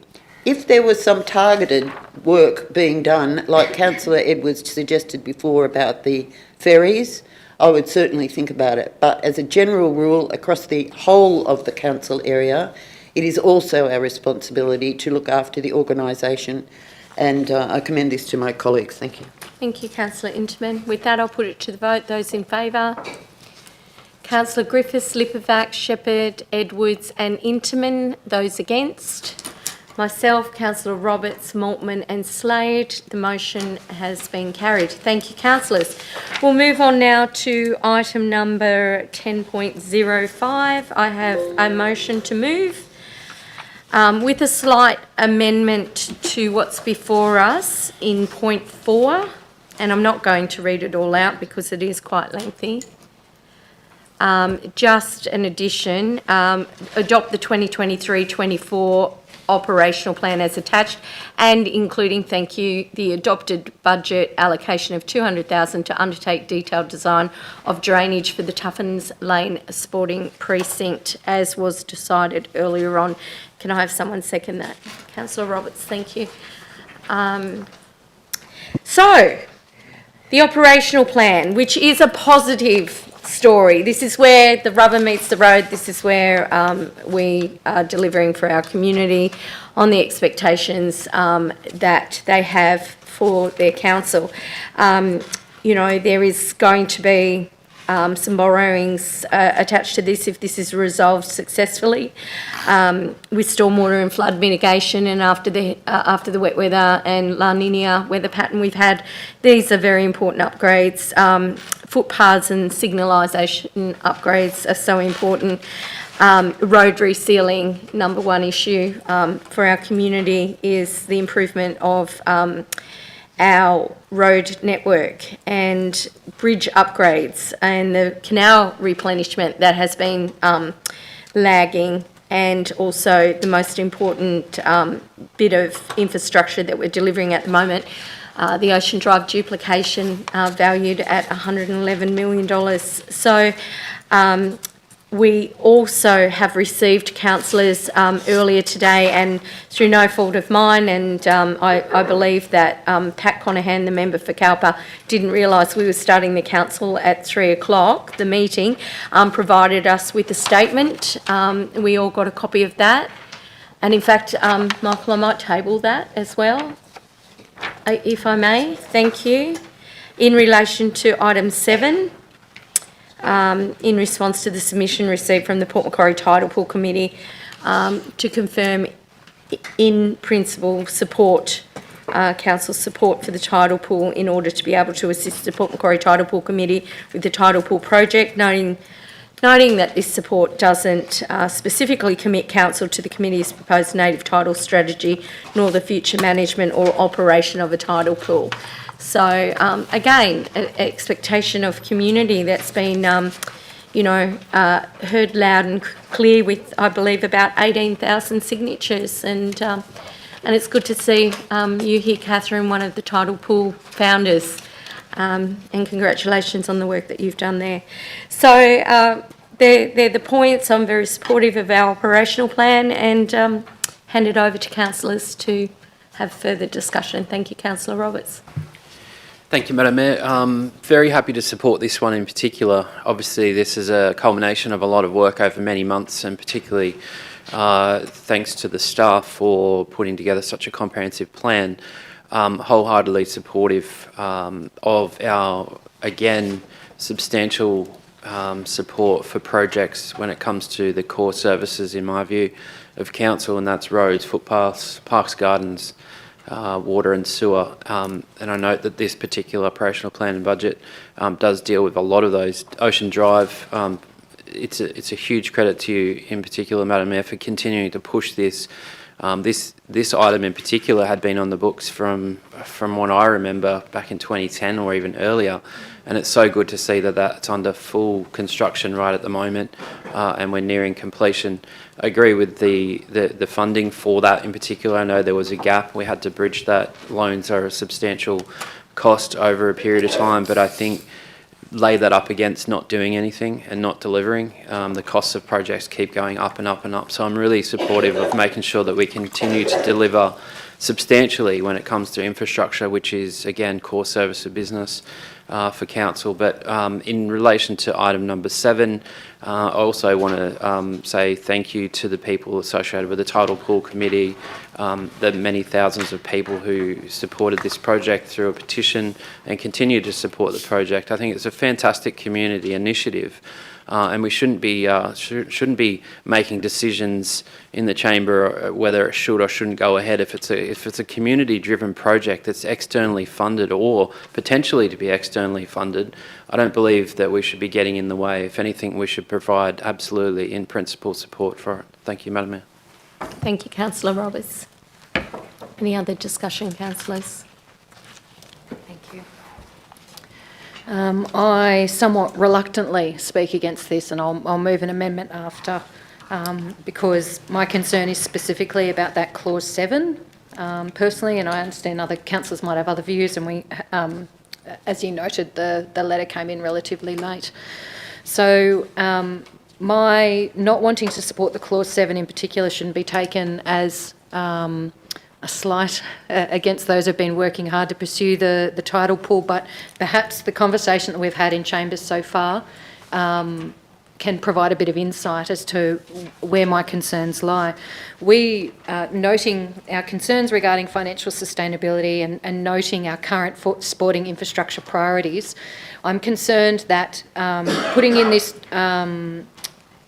motion of in-principle support and including those clauses in regards to what we're not tied into, my concern is it sets up an expectation for the community that we're going to make sure that this ends up happening.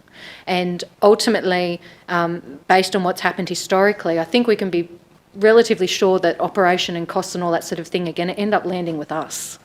It doesn't sit within our current recreational and sporting priorities, for which we already don't have enough funding to deliver on anyway, and I'm worried that it dilutes our focus away from a number of the other things that we're trying to tell our members we want money for and what we need to secure money for. So somewhat reluctantly, that isn't something that I can support at this stage, and so I am going to move an amendment, which is the staff recommendation. Actually, so no, I withdraw that, and we'll hear some more debate, and then I may or may not choose to move the amendment at that stage. Can I just ask that if you do move your amendment, will it be including just that additional bit in relation to Tuffens Lane to tidy that up? Yes. Thank you. And secondly, could I just, with governance, have a letter tabled from Pat Conahan, federal member for Calpa? We've got down the bottom letter from Pat Conahan tabled. Can we just tidy that up? We'll tidy the wording up tomorrow. That's just a reminder. I appreciate you. Thank you.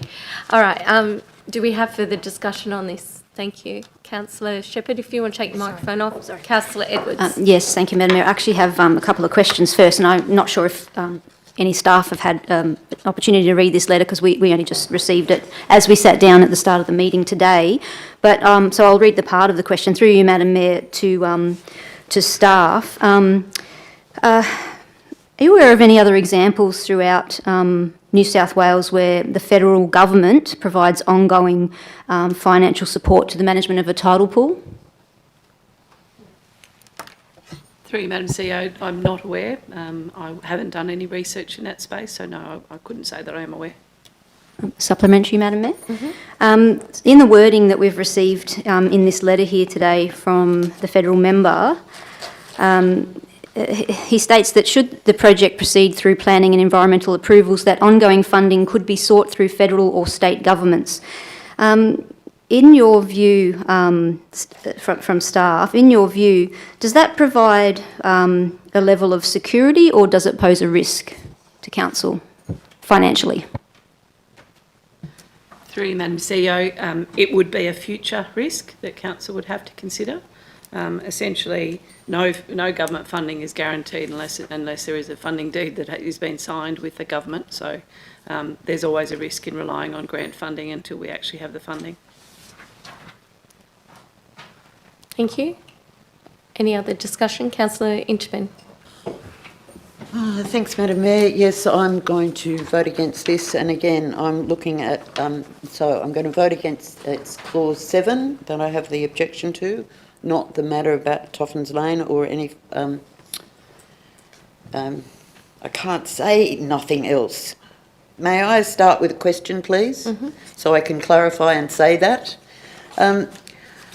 In our report, on this, I believe the advice to councillors was that we made no changes to the OP as a result of community feedback during the public exhibition period. Is that correct? Through you, Madam CEO, that is correct. So I draw your attention to clause 3. Note the amendments to the exhibited operational plan as a result of community feedback. What amendments were made? Through you, Madam CEO, I would suggest that the actual recommendation might need some work to adjust that, because the amendments that have been made are included in the body of the report.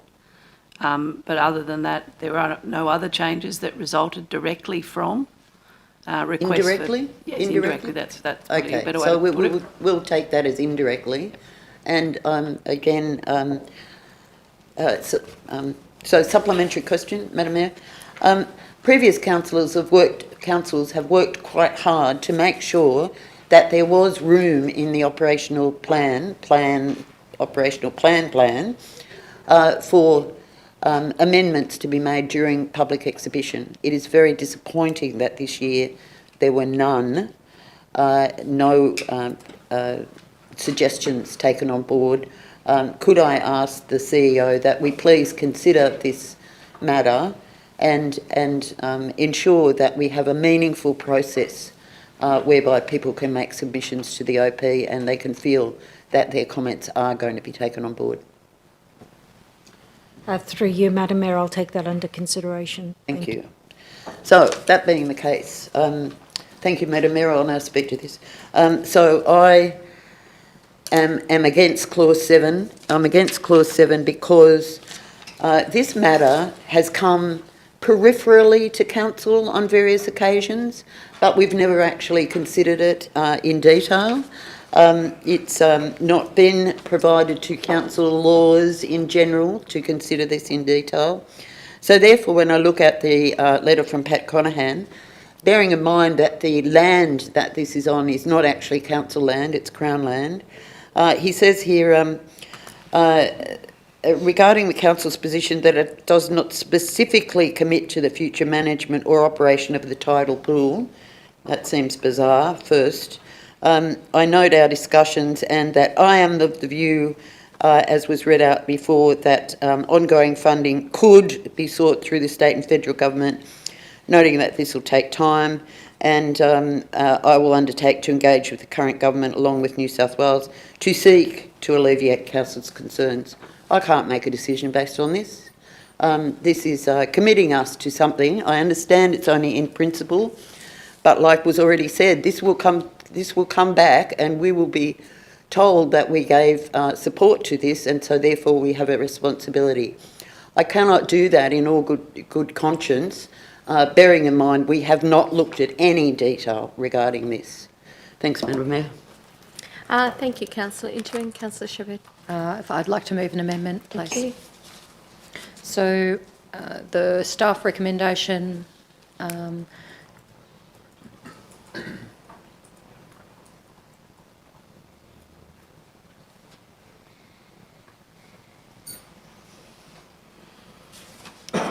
you, and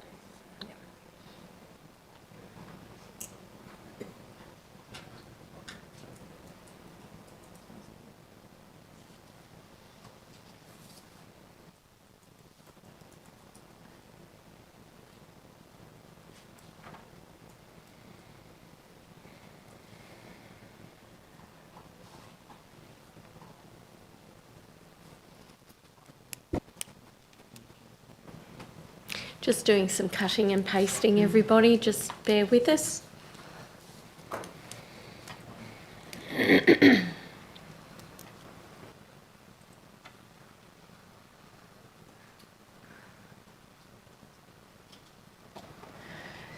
and if I'm, Madam Mayor, if you can remind me of your comment in relation to Tuffens Lane.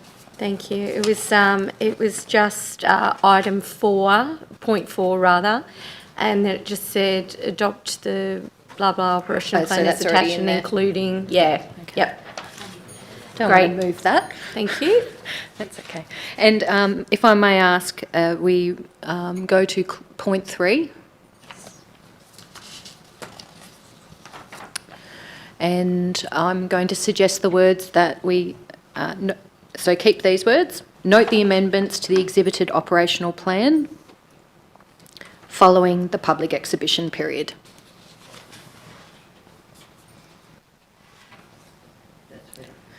And if I might, through you, Madam Mayor, inquire as to whether that has any unintended... No, that's good. Yes, you can ask that. Who are you going to ask it to? It's already answered. You good? Already answered. Great.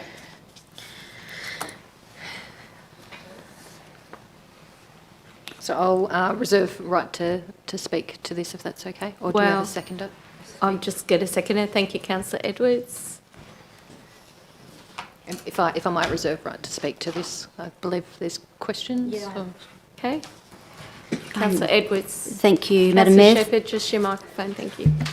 Through you, Madam Mayor, to Director Watkins, in the version of the OP that's before us for adoption today, there's been some changes compared with the draft that went out to exhibition, which I understand were not intended and might have arisen from the design process. These were firstly that the CSP theme of environmental sustainability was changed to just sustainability across the whole OP, and secondly that the CSP theme environmental sustainability is no longer appearing environmental sustainability is no longer appearing in the sustainability service area. Could you confirm that those changes were not intended and that they can be rectified during the final design process? Through you, Madam CEO, that's correct. They've been removed from the document inadvertently during the design process, but we will actually do another sweep through the entire document to ensure it's consistent with the CSP and the delivery program. Thank you. Any other discussion, councillors? Councillor Shepherd. So to speak to this more broadly and separate from the matter of the tidal pool, this is quite the operational plan, and to my mind, it is quite significant that part of how we're funding it is through borrowings, and that's going to be increasingly difficult into the future. We know that we're using strategically using some of our restricted reserves, and that's appropriate, and our internal reserves, sorry, and that's appropriate. However, we do know that into the future years those reserves are going to be exhausted, and that we're going to be relying on borrowing to some extent, and of course our ongoing rate revenue.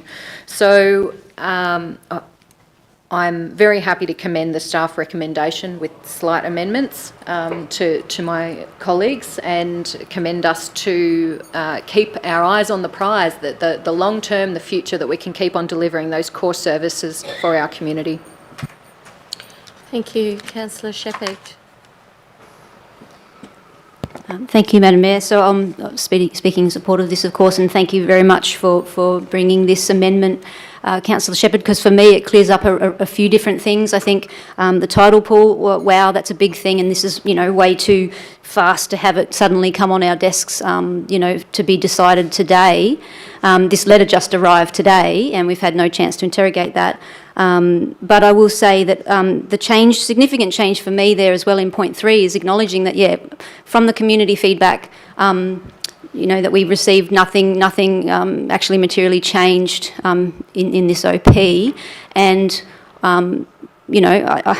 community feedback is very important, and I can say that even, the struggle for me with Tuffens and the finances, but, although I feel that the community didn't have all the information and the whole picture, the support from the community, to have that investigation at Tuffens, was there, and so I have supported that. So I thank you very much for correcting point 3 there, on the record that nothing changed other than that. So as this stands, the staff recommendation with what we resolved earlier for Tuffens, without the tidal pool, because I can't just support that today, and with that correction to point 3, I commend this to my colleagues.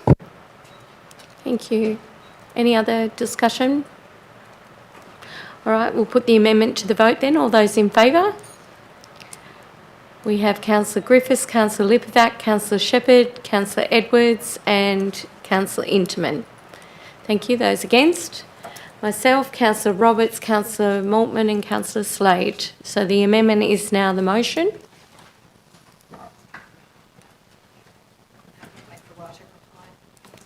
Happy for a councillor to say if they wish to speak to this further. I will just quickly. The reason I did support the amendment is mainly because I believe, again, probably similar to the other view that I've already heard, is that I don't have very good understanding across the ocean bars what the implications are, whether it is straightforward. I'd just like a little bit more of the detail and have that come up as a separate item to an agenda. So I have a question for you, Councillor Griffiths. If it comes back as an item on the agenda, it's something that you'll give consideration to? Yeah, I'd really like to hear some feedback and information as well in a briefing or something similar. Good to know. Thank you. Right. Any other discussion, councillors? Just a Roberts? question, Madam Mayor. I spoke to the original motion. This is a new one. Would I have an opportunity to speak on this one? Thank you.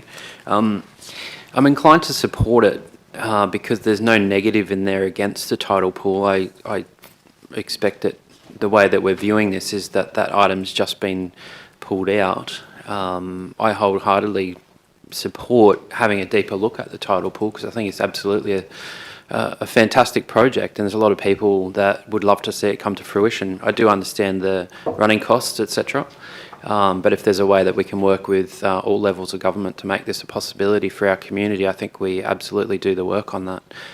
So on that, I'd like to support this particular motion with the caveat that I absolutely support the tidal pool, and I just wanted to make that very, very clear. Thank you, Madam Mayor. Yeah, thank you, Councillor Roberts. And I support exactly what you've had to say just now. I know that the community that supports the tidal pool will see this as council not supporting their initiative. I'll be supporting the operational plan wholeheartedly, absolutely, but we'll certainly be working to bring this back into chamber again to have further discussion and debate. I think the fact that the federal member for Cowper's letter came in late for our council meeting starting at 3, I think he probably thought it started at 5, but regardless, it was what it was. So I also want to make absolutely clear that the member for Port Macquarie, in the capacity of the state government, and the federal member for Cowper in the capacity of the federal government, have both supported this community initiative wholeheartedly and have invested money into this. So I'm sure that they'll be disappointed to see that Clause 7 was removed, but in saying that, certainly I'm committed to bringing it back into council so we can have further debate on that and move forward with it as best we can. So I'll be supporting the operational plan. Thank you. Councillor Lippert. Just a question, Madam Mayor, through you to the CEO, Madam CEO. Perhaps when this comes back to be discussed down the track, should we also now approach or write a letter to the state member to seek her support as well? Is that an option? Would that help things? Well, we don't have a mechanism to ask that a letter be written, but I'm sure the Tidal Pool Committee are listening to us right now and watching what's going on, and I'm sure that they'll be in contact with their state member very quickly and their federal member as well. Councillor Interman. Question, please, Madam Mayor, and I'm going to presume the right to ask this question, even though the Tidal Pool's not on the words at the moment, but to ask the CEO to consider how best to consult with councillors regarding this. A direct report to council might not be the best way. We might need to have a bit of a workshop or a briefing prior to it, please. Yes? Through you, Madam Mayor, yes, absolutely. I think that a workshop would be a good idea. It is pretty complex and they've done an awful lot of work, so I think all councillors would want to follow where the project's been and where it is right now. Through you, Madam Mayor, to the CEO. Madam CEO, are you aware, I know it's a community project, but are you aware if the state government has actually contributed any funding to this project as well as the federal government? Through you, Madam Mayor, yes, they have. Okay, any other discussion? Right of reply. Thank you, Madam Mayor, and I thank you, Councillor Roberts and Madam Mayor, for making that point very clear that withdrawing a clause indicating in principle support doesn't mean that we don't support it. To me, what I need to see in order to be able to endorse in principle support, and what I'd be very keen to see in a workshop, is about the financials moving forward. Ideally, where I'd really love us to be going is to have that data-driven quadruple bottom line approach that allows us to be able to weigh up the financial impact on council in the long run against the social and health benefits and other economic benefits that might be realised. However, when we are looking at a situation where our long-term financial sustainability, our general fund operating result isn't looking good, from our staff, I'd want to see a clear sense of how this impacts our financial bottom line. And in terms of from our state and federal members, on Tuesday night, it was indicated to us that we were going to be receiving a letter pledging funding. And that's what I would want to see, because I really don't think that we can be affording to pick up more assets unless we have a clear pathway to fund those. I understand that would be extraordinarily unusual for such matters to be funded in the long term by other levels of government, but I think that would be really important to make sure that there's not too much financial impost. Beyond that, this is our operating plan for the next year. It's a big promise. There's always more things that the community would want to see being done, and certainly always more things that I'd like to be seeing done or things that I'd like to be done differently. But this is where we start, and it does promise a lot of delivery for our community over the coming year. I'll put the motion to the vote then. All those in favour? See none against. I'll declare that carried. Thank you. We'll move on to item 10.06, the improvement plan for 2022 to 2026, General Fund operating performance. Moved by Councillor Griffiths. Seconded by Councillor Shepherd. Thank you. Councillor Griffiths. I'm really pleased we have this plan. For me, I came into council because there was a couple of things. One was, I believe there was going to be, essentially there was a loss of community, and I believe we had to have more interaction through council, creating a better connectivity through community on various different aspects. But my real concern was that financially I thought we were going to fall off the planet. So when I read that we're actually doing some internal changes and we're making some good strides to move forward, even though it is actually going to take a number of years to do this, it's quite pleasing to read that there's those steps being taken. When I first came to council, we essentially were on par. It was pretty well even loans to investments. So in other words, we were sitting nowhere financially. So for us to be actually moving forward over these last 10 years and actually having now around 430 million in the bank has also been good effort. But, you know, these continued improvements on moving forward to improve that financial position is something that we're still very much aware of.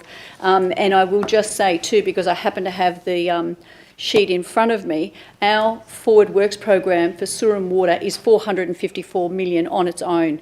Our transport is 358 million. So we're not out of the woods by any means. We still have a long way to go. So even though this plan is actually taking us in the general direction, I still think council also still has to make a very concerted effort towards helping assist this plan moving forward in all its decision making. Thank you. Councillor Shepherd. Thank you. Very, very well said, and certainly my focus has been on the long-term financial plan in particular, but certainly one of those other big areas in the general fund improvement plan, and there's several there, but the other one I see will have a huge impact is the asset management. Work that's being done, developing the asset management framework and the improvement plan, asset management system. All of this is going to ensure that we've got a clear sense of our asset condition and make sure that we've got clear pathways moving forward to be, yes, maintaining our assets at the desired condition, but also being able to make sure that we're planning for replacement and all of those renewals at the appropriate times, at the most financially beneficial time, at a way that continues service for our community. Sorry, and of course that ties into our long-term financial sustainability really effectively too. I might leave that there. Thank you. Thank you. Any other discussion, councillors? Councillor Inchman. Thanks, Madam Mayor. I just want to say I think this is a great report. Thank you. Good work. I note that we've got an asset management workshop due in June. That looks like that might be a bit tight. You're looking at your pages, Keith. Sorry, Director Henschke. I can't see it immediately, but it's in there. That's a workshop in June 23, so we might need to just rethink that. The comment I would like to make, and this is not a criticism. This is. Sorry, I did write it down. You're looking still. This is not a criticism, Director Henschke, but just a comment. You talk in there about moving over from traditional to contemporary practices. It's my experience that if we do that in a gung-ho fashion, we end up losing some really good things. And so therefore that has to be a balance between, and when it all comes down to it, people are the ones that drive things, and so therefore it's our people management. And I haven't yet met a really contemporary person with three arms or anything, so we need to move forward with good people management. But thank you for the report. Any other discussion, councillors? Right of reply, Councillor Griffiths. Put the motion to the vote then. All those in favour? See none against. I'll declare that carried. Thank you. I'll just get you to take your microphone off. Thanks, Councillor Interman. Item 10.08, investments and loans, May 2023. Councillor Griffiths, Councillor Shepherd, any discussion? Just 1 minute. I think I'm just going to say, in the previous council, we did a bit of loan renegotiation, and I think somehow that's actually worked out in our benefit because we're now actually earning more in our investments than we are in our loan costings. Is that right, Director Henschke? Thank you. Thank you, Councillor Shepherd. Any other councillors? Put the motion to the vote then. All those in favour? I see none against. I'll declare that carried. Thank you. Item 10.09, Mid-North Coast JO Organisation Annual Request for Funding. Councillor Edwards, do you have something you wish to bring forward? Yes, thank you, Madam Mayor. I'd like to move an additional clause. And that has, I think it's, I'm not sure if it got circulated to everyone. I've got a hold of it here. So the additional clause, I'll read it out. Point 2 would be to request the Chief Executive Officer to request the Mid-North Coast Joint Organisation project officers to give a presentation to Port Macquarie Hastings councillors on the 4 current Mid-North Coast Joint Organisation projects. Thank you, Councillor Edwards. Someone to second? Councillor Shepherd, thank you. Before you speak to this, Councillor Edwards, you didn't circulate this to me? Pardon, Madam Mayor, that was an error. I did actually put them in on early in the week, and I actually thought it was going to be on the list, and then I thought, oh, I have to actually say it's going to be just a clause, an additional clause, not a notice of motion. Initially, it was a notice of motion. I didn't know we were having a report on the JO to this meeting. Okay. The reason I ask you that is because, as you know, I'm chairing this meeting, and it's always handy to know, as I send out to all councillors, in advance, as best I can, what I'm doing on the floor. And I am also the chair of the joint organisation. So if I could just ask you, the question is, can I ask you in future that you make these sorts of things known to me? Yes, absolutely. I apologise, and that was not my intention to be so. I accept your apology. Thank you very much. Point made. So you are welcome. We have a seconder for that, so you are welcome to speak to this. Thank you very much. I'll be fairly brief. It's exciting. There's significant and exciting things happening within the regional partnerships, and I think councillors would like to know a bit more about them. We contribute financially to the Mid-North Coast JO along with Kempsey Council and Bellingen Council. So, I did attend the last meeting and heard that some of these projects have actually been presented and even demonstrated to councils that don't currently have membership with the Mid-North Coast Joint Organisation, and they certainly don't contribute financially. So naturally, I'd like to see that we are getting the best value for the best outcomes and the value for money from this regional partnership here in the southern end of the North Coast region. Thank you. Any other discussion? I hear none. No right of reply. Put it to the vote then. All those in favour? See none against. I'll declare that carried. Thank you. Item number 10.10, acceptable request for information by councillors policy. Councillor Intiman. Thank you, Madam Mayor. I have on these 3 items, this one, the next one and the one after, I put in amendments yesterday at 2:01, but they don't appear to be on the list. I'm not sure. Others seem to have seen it. So have we got the words on the screen? Great. Okay, so yes, thank you. So I'll move this. Anyone's? Thank you. So the words are on the screen. I'll just, shall I look for a seconder for you and then you can speak Thank to you. it? Seconded by Councillor Edwards. Right, okay. So that council not proceed to create a separate new policy covering requests for information by councillors and continue at this time with the existing councillor and staff interaction policy as adopted May 2022. I understand why this was put forward, but I really believe that, and I and some other councillors have looked at other councils' policies on this. We've never had a problem before with having these all together in the one policy. It seems like an inefficiency to separate the policies.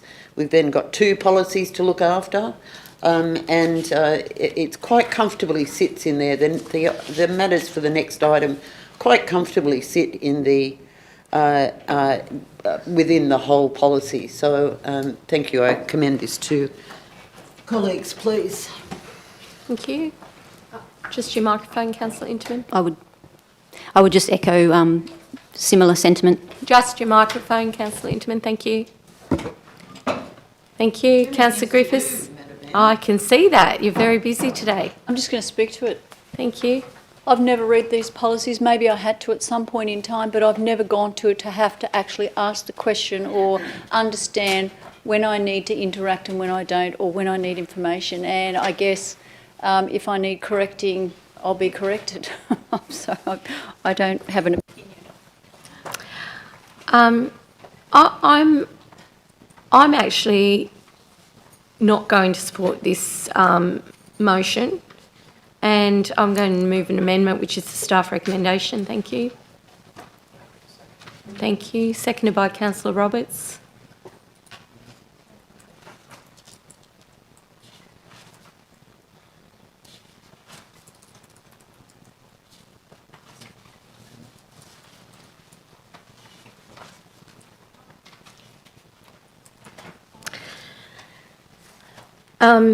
Thank you, and it was seconded by Councillor Roberts. Thanks, and I'll just briefly speak to this. Look, I'm happy to support anything that assists the CEO and the directors and the staff, but I'm kind of thinking forward, and next year there's going to be a local government election and there's going to be a new council. There's going to be maybe some of you back again, and there'll be some new faces. And I think that perhaps it's good to have a clear guide for new councillors as to what that looks like. I appreciate what you're saying, Councillor Griffiths. You've been around a little while, so if you need to be corrected, I'm sure you are. And Councillor Intiman has been on council for a very long period of time. But for those new councillors, finding their way, it's difficult. And I remember finding my way, in the last term. It's very difficult. So I think, an interaction policy which actually sets the ground rules is a healthy one to have. And for that reason, that's why I moved this amendment. Thank you. Councillor Roberts. Thank you, Madam Mayor. I just want to draw out point one, place on public exhibition. That's all we're effectively doing here. If the public come back and say, no, we don't need it, it'll be what it'll be. But I absolutely agree with giving the staff and our CEO in particular every tool available to help run a really tight ship and an organisation that's very functional and efficient, whether it's for this council or one in the future. And there's obviously a reason why this has come up. I'm not going to go into the details of what that is or why. Other than to say that I think anything that our CEO requests reasonably that could improve the organisation, such as this, I'd be very supportive of. Thank you. Councillor Shepherd. Thank you. I'll speak against the amendment for the reasons that, while I understand it would be good to have additional tools available for the CEO to help to help move the organisation efficiently, my issue with this is that the additional document doesn't actually provide any tools whatsoever. It is a duplication of or removed certain parts from another policy to put it in a separate one. And notably, the separate policy is about requests for information that I think appropriately sit with an interaction policy. A request for information is an interaction, and you should interact appropriately while you're making a request. So to be clear, so if we're talking about requests for information and some of the different matters that are addressed in the policy, that already exists. The interaction policy would be councillors don't give inappropriate directions to staff. So there's already ways to deal with that under the existing policy. It's also that if councillors made inappropriate requests for information, that can also be dealt with simply by it being declined. Likewise, if councillors were asking too many appropriate good questions, that can also be declined under the current policy. So the moving some information into a separate policy doesn't introduce any further tools. I see it as creating another policy that needs to be monitored and managed, and now instead of looking for information in one place, new councillors would in fact need to look for information in two places. So all in all, I don't think it's wise for us to be dividing that up, and so I won't support that amendment. Thank you, Councillor Shepherd. Councillor Edwards. Thank you. Yes, I'll speak against as well for a number of the reasons that have probably already been articulated, if the move to separate this out into two policies was meant to be to help, I suppose it seems like most likely councillors above all others, then I think that moves further away from that, because in actual fact what we have is the Office of Local Government have released a model councillor and staff interaction policy. So if you look up all other councils around New South Wales, that's what they have. That's what it's called. It's one thing and it contains both interactions and requests from councillors and staff, with staff. Thank you. Councillor Griffiths. Just a quick question to Councillor Shepherd. Would you consider just placing it on exhibition, getting the feedback, and then considering what that policy or policies might look like following exhibition? Look, I would again see that as further use of council resources. The next item that's coming up, I think it's possible that we could be requesting a discussion that could lead to amendments to that policy to strengthen it, that can then go to exhibition, which I'd be perfectly comfortable with. But, as it stands, I don't see the point of using council resources to put something on exhibition, then bring a report back to us when I see it as a redundant addition and inefficiency in attempting to add it. Any other discussion on this, councillors? Put it to vote then. All those in favour? Thank you. Myself, Councillor Roberts, Maltman and Slade. Those against? Councillor Griffiths, Lipovac, Shepherd, Edwards and Intamin. So the amendment's lost. We'll move back to the original motion. Thank you.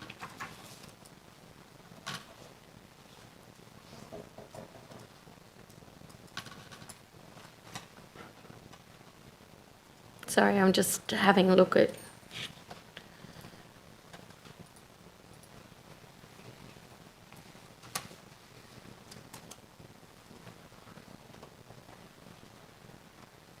I'll just make sure we've got the voting right before we move forward.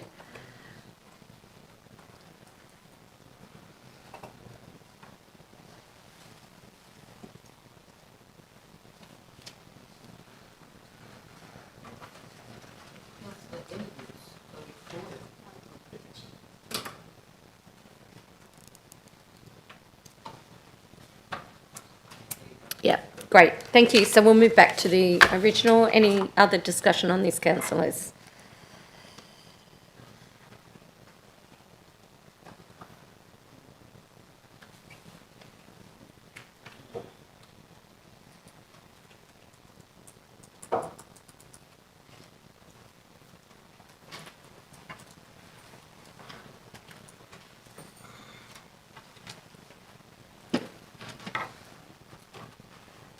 Sorry, can I just see the... Getting a bit car sick. It's moving around a bit, Tanya. Okay, all right. So we're back to the original motion. Any further discussion about this? My right of reply. So thank you for the discussion here, councillors. What we try to do is get away from silos, and really this didn't seem to me to be heading down one path and the right path. And I would also like to just remind everybody that one of the important and in fact legislative roles of councillors is to be informed about decisions that they're being made that they're making. And I don't think we should ever discourage councillors from seeking any reasonable information, so I could not accept this, and I commend this motion to my colleagues. Okay, thank you. I'll put the motion to the vote then. With that, all those in favour?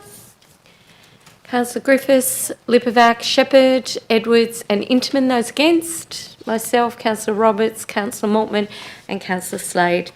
We'll declare that motion carried. Thank you. And we'll move on to item 10.11. Councillor Intamin. Thank you, Madam Mayor. Now, I'm going to I put through a proposed amendment which talked to a specific change. I then got some comments back from councillors to say that they would like to have a more general look at this councillor and staff interaction policy, and I spoke to Mr Ferguson, and it was agreed that perhaps it would be better just to defer it. So I'm going to move that we, and please Mr Ferguson give me some new words if I need it, that council defer this matter for consultation with councillors, and and a report come back to council within 3 months.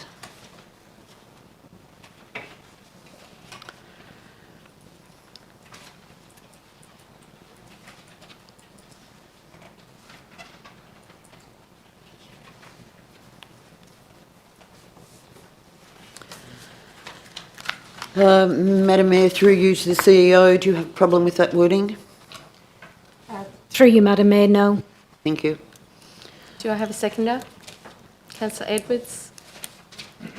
Thank you. So one of the suggestions I made was that we change the 15 days to get a reply back to councillors to 5. Again, consulted a few other councils. They seem to be there. The wording that's in the policy is not that you have to reply within 15 days.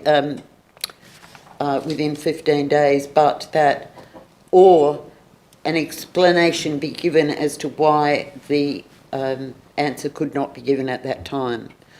Mr Ferguson has replied back to me to say it's been 15 days since 2012, but I understand also that we've had a practice here to say that councillors will be responded to in no greater amount of time than council responds to the community.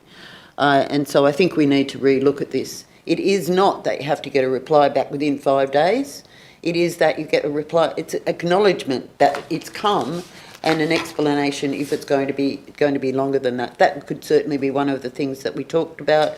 I know a couple of other councillors have got some other ideas that they would like to put in to make the document better, recognising again that one of the most important legislative roles of a councillor is to make sure that we feel satisfied with the information that we have in making a decision. So there shouldn't be any obstacles put in the way of that. It should be a workable arrangement. It certainly helps when there is trust and teamwork, so that people can feel like they trust each other, and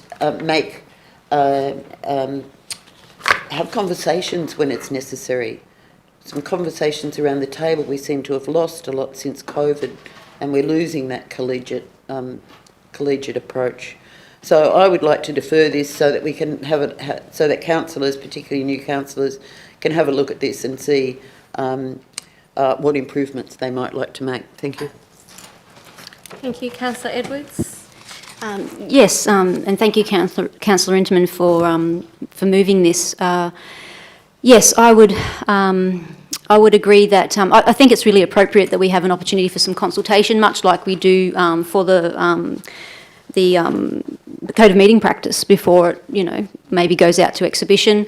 I did do some checking around, and I couldn't find any other councils in New South Wales that had the 15 days. There was 5 days. Nambucca has 5 days, and there was 10 days. Quite a few councils had 10 days. I just think it's worth a discussion between us, and I just think there's some other ways as well that we might even be able to, significantly improve and strengthen this policy, and it'll be better for councillors and staff. Thank you. Any other discussion, councillors?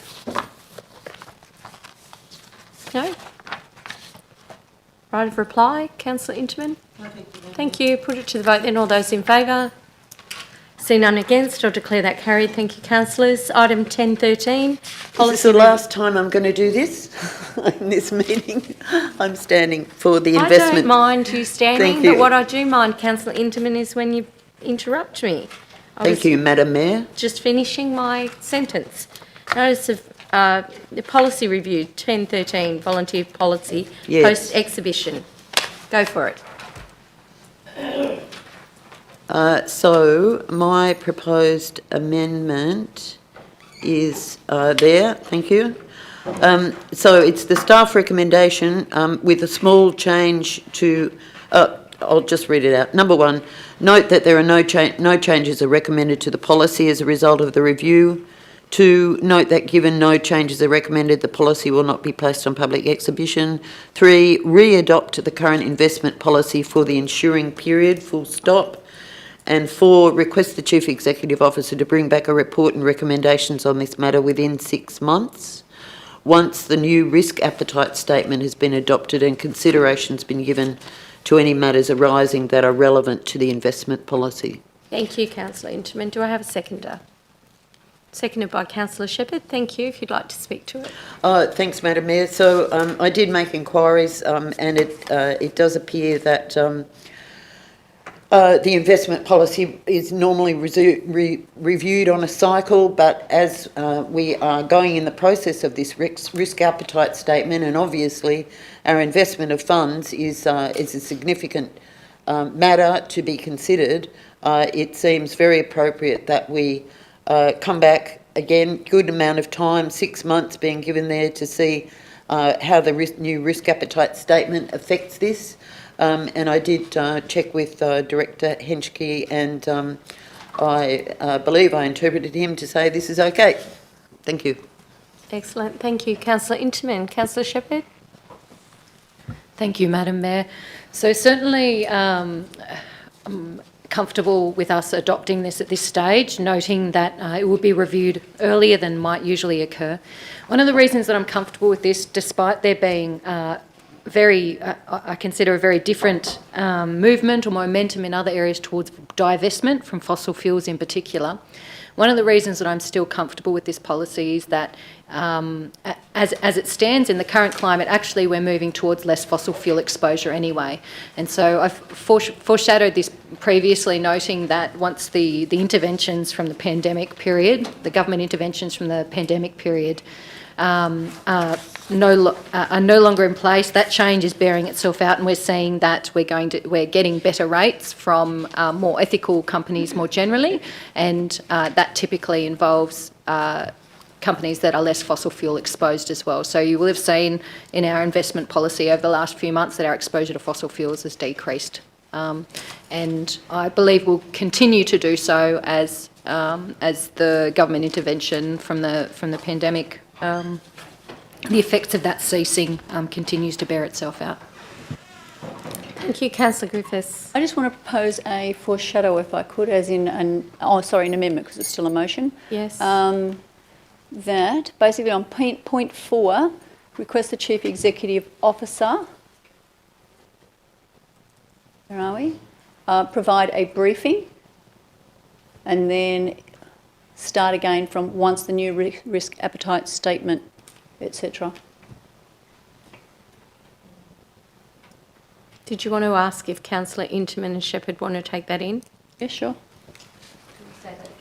So my understanding is we would go request the Chief Executive Officer to provide a briefing and bring back a report and recommendations? No, I think I am looking at doing a briefing first. We can always request any time, because they come up so frequently, we can request a report once we have that discussion. No problem. So request the Chief Executive Officer to provide a briefing,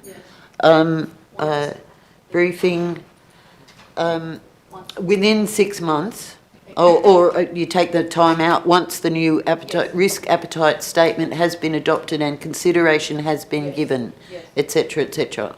So provide a briefing, take the report and recommendations, take out the timeline.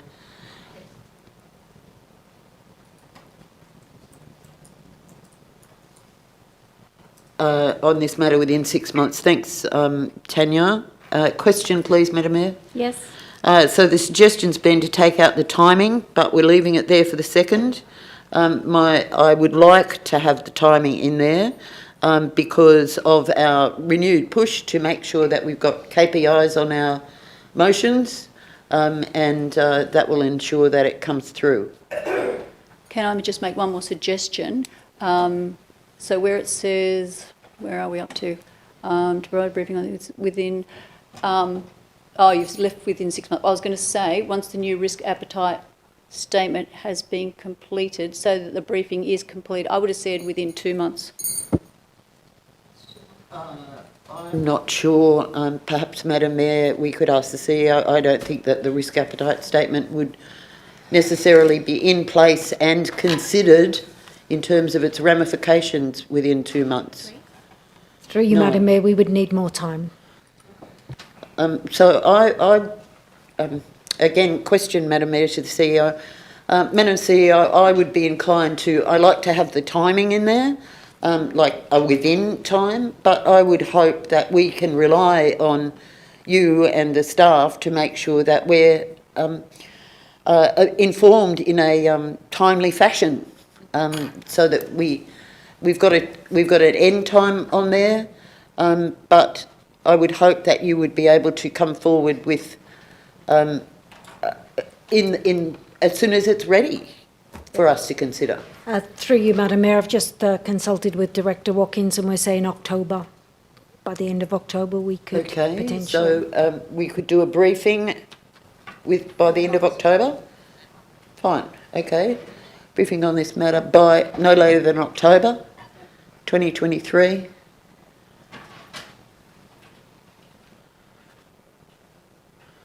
And then once, does that make sense? That all makes sense? Following. Yeah, no, that's right. Yeah, so once we're waiting for we need to get the consideration before we have the briefing. Thank you, Councillor Griffiths. Okay. Madam Mayor, noting there has been changes and I'm seconding this, if I might just very briefly speak to this again. Do you take them in? Do you agree with it? I feel the need to say what I'm going to say in order to feel comfortable taking it in. I'd like it on the record. Okay, fine. Let's do that. So generally my preference would be not to simply request a briefing. I would prefer reports generally. However, I think we do have a hell of a lot of reports at the moment, and so if we're able to receive the undertaking to do the briefing, and then there's the opportunity to take it to a report if needed, and that opportunity is readily available, then I'm comfortable with us reducing the workload associated with the reports and moving forward in that way. Okay, thank you. Any other discussion? Right of reply, Councillor Intiman? Okay, I'll put the motion to the vote then. All those in favour? See none against. I'll declare that carried. Thank you, councillors. We'll move on to item 10.13, policy review, volunteer policy post exhibition. Councillor Edwards, did you have something happening here? Okay, I'll have someone move it then, thank you. Someone to move, thank you, Councillor Griffiths, seconded by Councillor Edwards, thank you. Did you wish to speak to this? Only just to say that, you know, we already acknowledge that our volunteers do a great job within our community and have provided some significant infrastructure works and great community facilities. And just to note that there was some, you know, technical changes that needed to happen within this policy itself. Thank you. Councillor Edwards? I had a question through you, Madam Mayor, to staff, and I apologise that it actually came to me late, this question, but I wondered if it's possible to get an idea of how much the Port Macquarie Landcare volunteers save council in what would otherwise cost them in labour to maintain and manage council-owned assets, bushlands? Through you, Madam CEO, I can honestly say I wouldn't have that number off the top of my head, Okay, so I'll have to take okay. it on notice, and it would take... I see them out there many days of the week, all through, you know, every week, every month. So I would imagine it's quite a bit. Yes. I will speak in support of this. I obviously seconded it, but I would say that, we held this over. This volunteer policy came to us and we held it over. We had a workshop and we talked some more, but I still feel a little bit disappointed to see that I think the community feedback hasn't quite been taken on or gone far enough in succeeding to improve the volunteer policy, because we've got many wonderful volunteers in our community contributing across much areas of the community life, but those volunteers who give their time and skills to maintain council-owned assets that would otherwise cost us all as ratepayers, I think that they were wanting council to take the lead and the responsibility for finding and recruiting volunteers. I mean, especially Landcare, they made it clear in their submission that they're an ageing population, and so that's just the reality is that their numbers are declining and they can't see fresh blood coming on board. And I suppose they were just thinking that it's a bit difficult to expect volunteers who are volunteering to go and find more volunteers. Is all I'm saying. So. Thank you, Councillor Edwards. Any other discussion on this? Right of reply, Councillor Griffiths? Okay, I'll put the motion to the vote then. All those in favour? I see none against. I'll declare that carried. Thank you, councillors. Item number 11.01, notice of motion by Councillor Lipovac. Thank you, Madam Mayor. So I'll just wait for the team to get up to date and I'll be happy to read out that recommendation for this nom. Excuse me.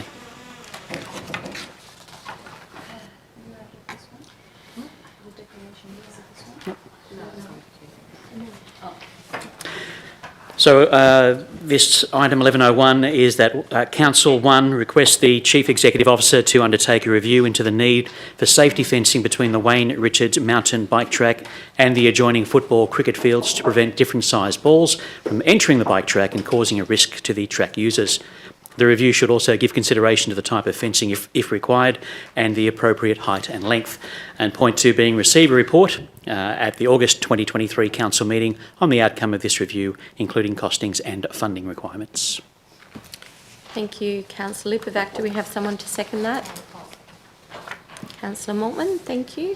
Councillor Lipovac. Thank you, Madam Mayor. Now, for those who are familiar with the bike pump track and the adjoining football cricket fields at the Wayne Richards Sporting Complex, you'll understand how these respective sites back onto each other. Now, the recommendation is about being proactive rather than reactive. So let's not wait for a serious injury to occur and for council to have to deal with the fallout, potentially the fallout of medical bills and or legal action, as we did not conduct a review into the safety aspects. It probably wasn't a problem anyone foresaw with the development of the new pump track. There may not have been any major incidents at this point in time, but it doesn't mean we assume that nothing will ever happen. Now, the playing fields are in use 365 days of the year, from junior and senior football and cricket competitions, training, families and kids utilising the venue, and even more so during the longer days of summer months. The fields are in constant use day and evening, as is the bike pump track. Now, when it first opened, there was discussion of the potential of professional race events being held. Can you imagine the outcry if a pro rider was felled during a competition by an unexpected object? There is literally only a few metres separating the sporting field from the bike track. The Wayne Richards cricket field distance, north to south, is one of the shortest in the LGA, and many a ball has been hit beyond the boundary on the full. I might also add, with an example on hand, that this is a weapon. There's no doubt about that. Having played the game for some time, having broken a finger, had several fractures and lots of nasty bruising, and I was aware the ball was coming at me and I still didn't see it, someone not watching is obviously going to receive the full impact of such an item. With football goalposts backing onto the track, it's even more likely missed shots will enter the bike track, and often at high velocity. So football and cricket players would also be required, or are also required, to retrieve their balls, which means entering the track, causing another hazard. But we can reduce these instances with the instalment of a fence that runs the length of the track. This is my recommendation, and I'd suggest at least 4 metres high, but I'll leave that to the experts. Any size ball that suddenly appears on the track or unexpectedly through the air and into the path of riders can dislodge a rider and cause injury of varying degrees, depending on the rider's speed or where they are situated on the track. It is an accident waiting to happen. This review will look at the potential problems, and if a fence can provide the solution, The type, the height and the length of the fence will be considered. Should it be deemed that action be taken following the review, then we can go through the process of looking at grant funding. On a personal note, if my child were taken out by an object from the adjoining field and caused serious injury to them while they're on the bike track, I would be knocking on Council's door looking for some answers in regard to that. Thank you, Madam Mayor. Thank you, Councillor Lipovac. Councillor Maltman. Thank you, Councillor Lipovac. Thank you, Madam Mayor. In principle, I'd like to show my support for this motion, but it's because it's only a report at this stage. However, in saying that, it was concerning for me. Last night I met with the Hastings River District Cricket Association at Wayne Richards, and it was shocking to me that this motion has come forward when I found out that they were unaware of this motion, they had not been engaged with. So moving forward, I'd like to see all identified stakeholders in this area engaged with prior to proceeding with any type of funding allocation. And I believe the intent, though, of Councillor Lipovac's motion aims to enhance safety for the community, but I also feel like it provides an acts for grant preparedness. In relation to this motion, I also made contact with Justin Farrell. He's the new president of the Port Macquarie Mountain Bike and Pump Track Riders Club, and gained valuable insights. Justin has been involved since 2017 and informed me that the track has been operational since 2011, and he advised me that in this time there have been no reported incidents involving balls coming into contact with riders to his knowledge. However, he acknowledges the possibility of such incidents occurring. And yesterday I had a call with Councillor Lipovac to discuss this motion, the specifics of it. He informed me that the proposed fence would be towards the rear of the playing fields, and in speaking then with Mr Farrell and explaining that to him, expressed his support for this fence, particularly in that proposed location. Whilst again, it's important to note that there haven't been any instances to date, but Mr Farrell recognises potential risks. Reiterating that this motion only requests a report, I'm inclined to support it in principle, and I'm keen to thoroughly examine stakeholder engagement, its associated costs, safety implications for riders and funding requirements. If the motion proceeds, it should also address the need for ongoing maintenance and determine the responsible party for funding and administration, whether it be council or the respective clubs. Thank you. Thank you. Councillor Griffiths. I'm going to propose an amendment which is simply to take out point 2.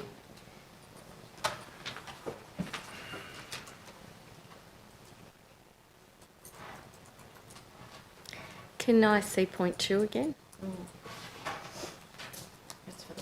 To receive the report.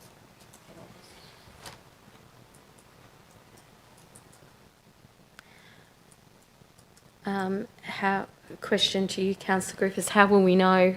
If you second the motion or someone seconds it, I'll speak to it. Okay, but before I do that, I have a question as to how will we know about the review if we don't receive a report or a briefing, or how will we know what happened? If someone seconds the motion, I'll second it. Thank you. Now, my question is, Yeah? how will we know? I'll answer your question by basically speaking to it, because that was what I intended, okay? Okay, go on. My purpose in removing that point is that, for me, this is part of a customer request or any community request. Essentially, this is due process, in other words, that the organisation and the staff manage every day according to safety, risk and priorities that we know or the organisation already has. Because essentially what we're doing is we're taking on board the staff's role instead of allowing the staff to do their role. And again, I mean, I'm not aware of whether there is an issue here or not. And again, we need to make sure that the staff are doing their role that they're actually, entitled to do.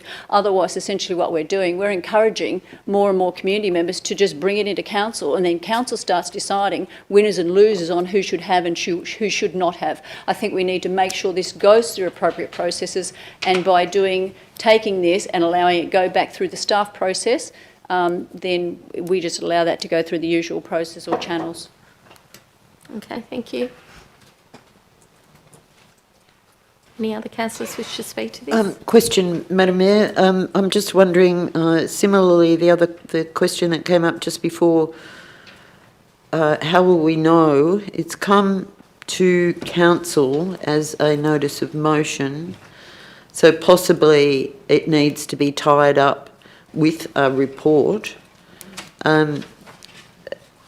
First question. Thank you. Who's Is the that question true? to? Well, through you to Well, that the was my CEO question. Through you to the CEO. Thank you. Through you, Madam CEO, it could be directed for staff to just investigate and undertake the necessary actions. Therefore, it wouldn't require a further report, and that council be advised informally. But that would be a matter for the council to decide what it wants to see back on the floor and in the agenda. So I'll take that on board for when we deal with this. But maybe through you, Madam Mayor, could I ask a question to Councillor Lipovac? How would you feel about that? If it was just that councillors were informed of the outcome? Yeah, I'd be happy with that particular response. It still means I'm getting the desired result, that someone will come back to me with some information. Yep. So, Madam Mayor, may I ask Councillor Griffiths, would you be happy to include those words at the end, or should I? Yep. So perhaps, so we've got one, and then at that council one. Sorry, Tanya.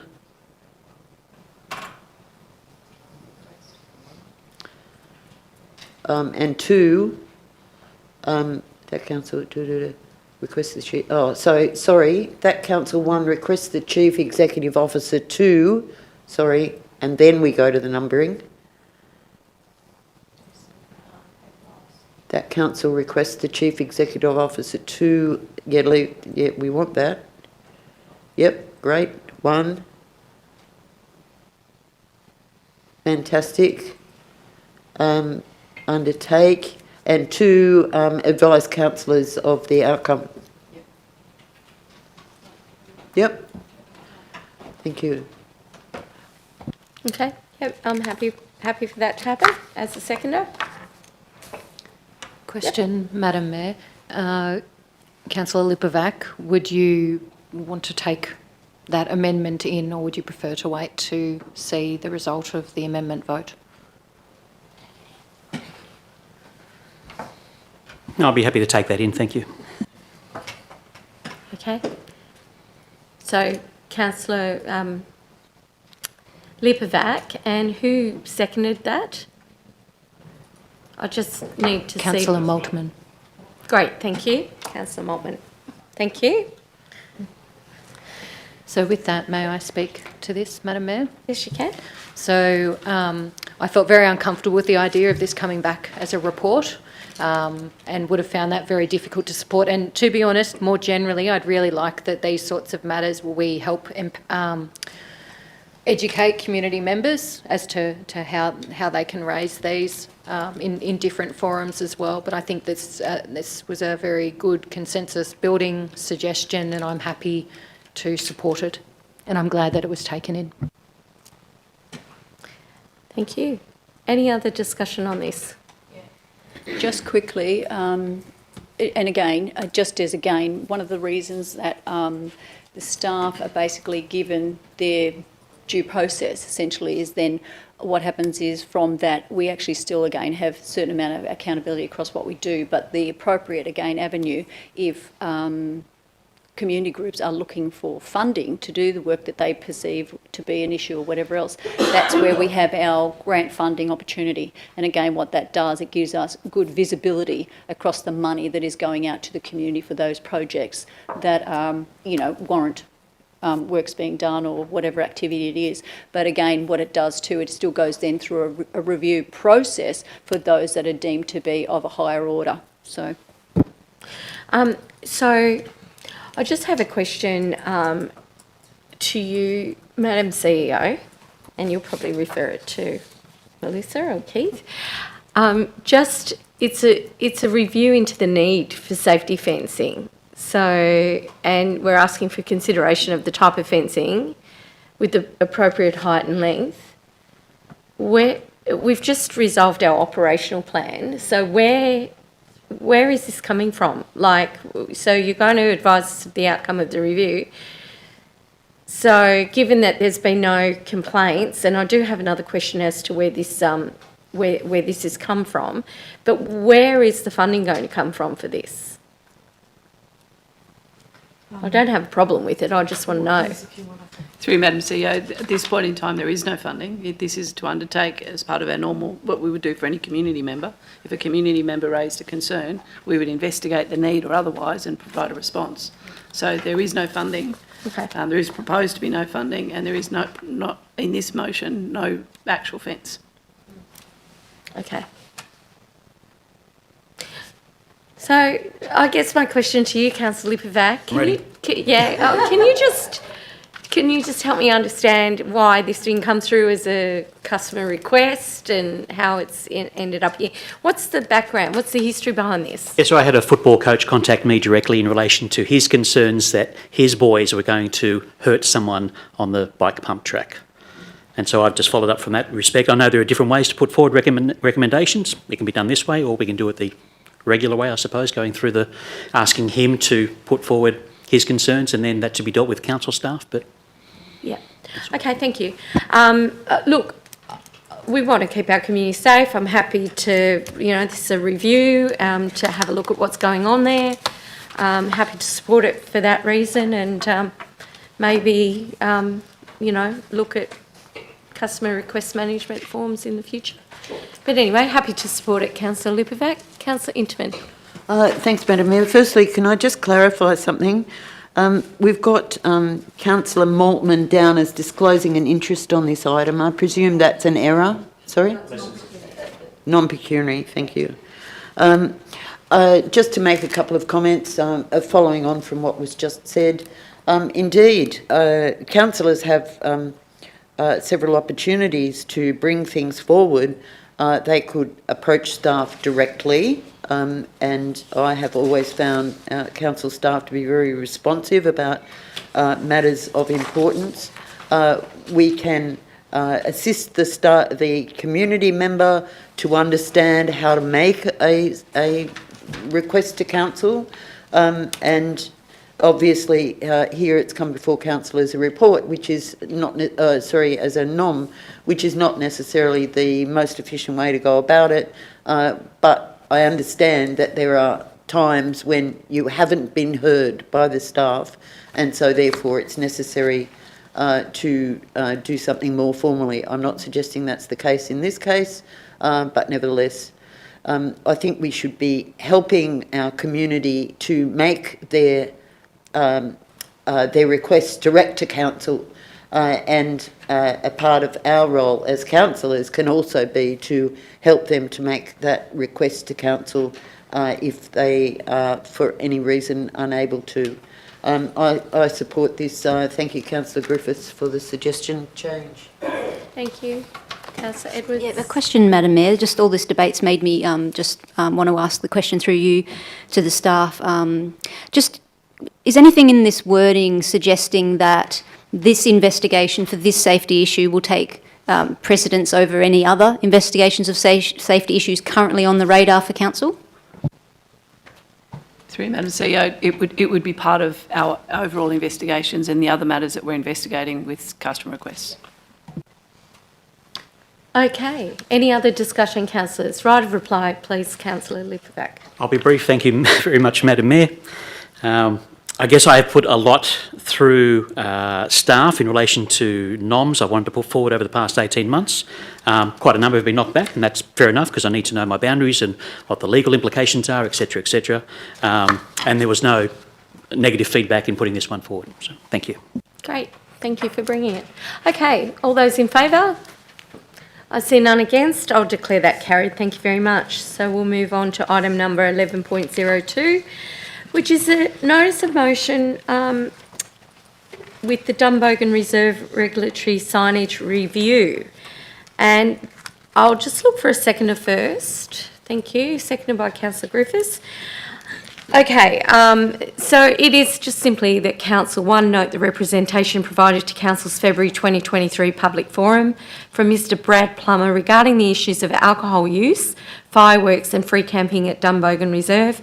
2, in response to the representation, request the Chief Executive Officer to undertake a review of the regulatory signage at the Dumbogan Reserve. And 3, provide a report to the August 2023 Ordinary Council meeting on the outcome of the review and any recommended changes required to the regulatory signage at Dumbogan Reserve to address the issues raised.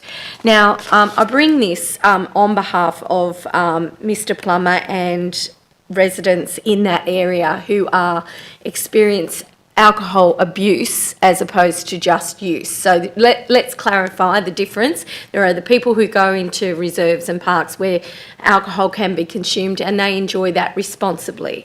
And then there are those who go into reserves and residents around these reserves and they abuse the use of alcohol. Fireworks are illegal, as we know, and free camping, well, we know that that's not available in that that particular reserve. So this representation is off the back of having a discussion about where can we go to from here, so the community feels as though they've been heard, and if we do need to update our signage, so this kind of behaviour is minimised. Whether signs do that or not, that's anyone's guess. And to come back and tell us in relation to that, because there are signs there already and it may need regulatory sign changes. I think it's important that we're aware of what those sign changes are, if there are any at all. So for that reason, I've brought that into council. Thank you. Councillor Griffiths.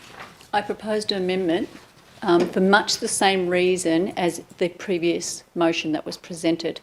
So basically what I wanted to do was, in the second part of it, basically do the same thing, but what we, off the back of the last motion that we just finalised, resolution, that we probably include there as well is, and reply to council and Mr Brad Plummer.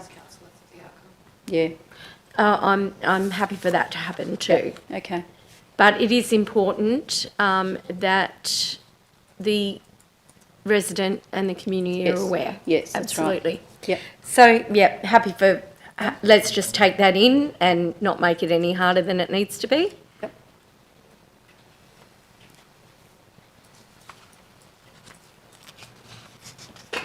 I'm sure Director Watkins, you'd be happy with that too. Yeah. Everyone's happy. Fantastic. Councillor Edwards. Thank you. I just had a couple of questions, Madam Mayor. Through you to staff, could you just refresh councillors about how many hours out of the 24 are allowed to have alcohol usage at that park? Through you, Madam CEO, I don't actually have that information before me. That would be part of the review. Okay.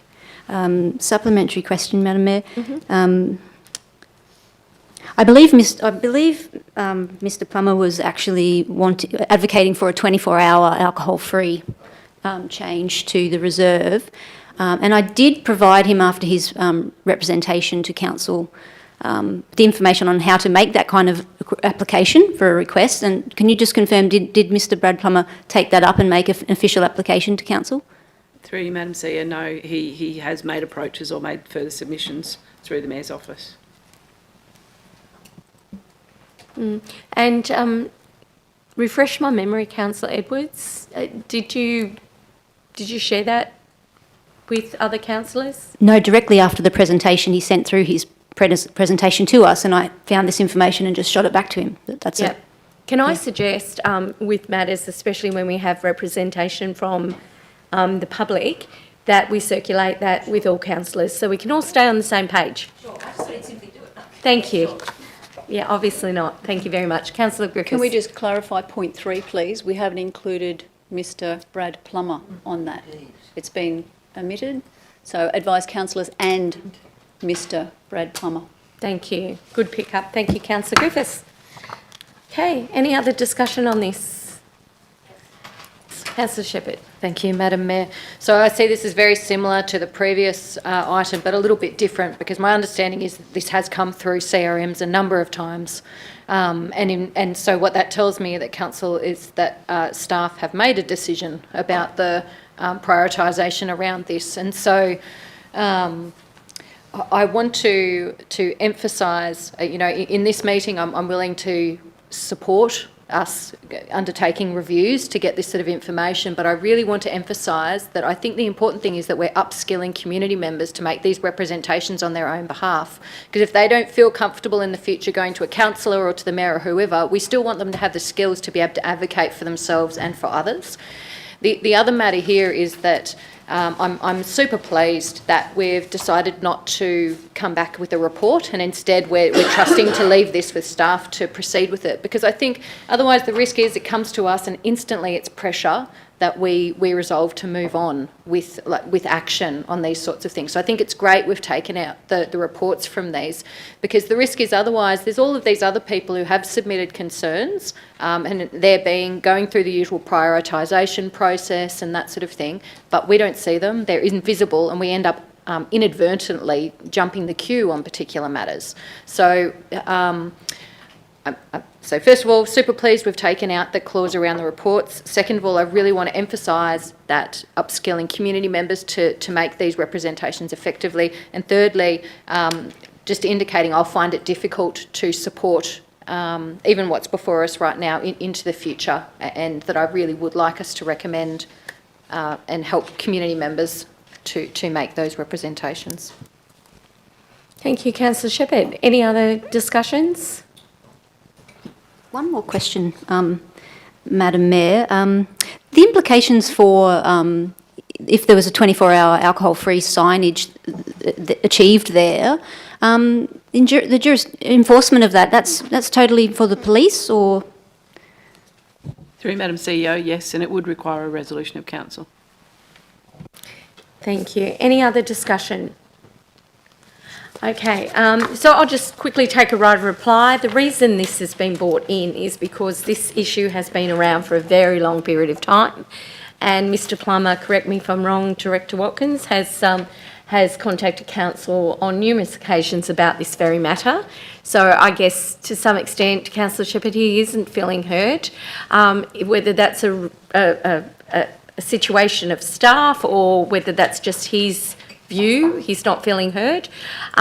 This alcohol abuse in public spaces is a really, it's very offensive for families that go and use areas like this. And if we can curb it in some way, and it isn't a matter for our rangers, it's a matter for police.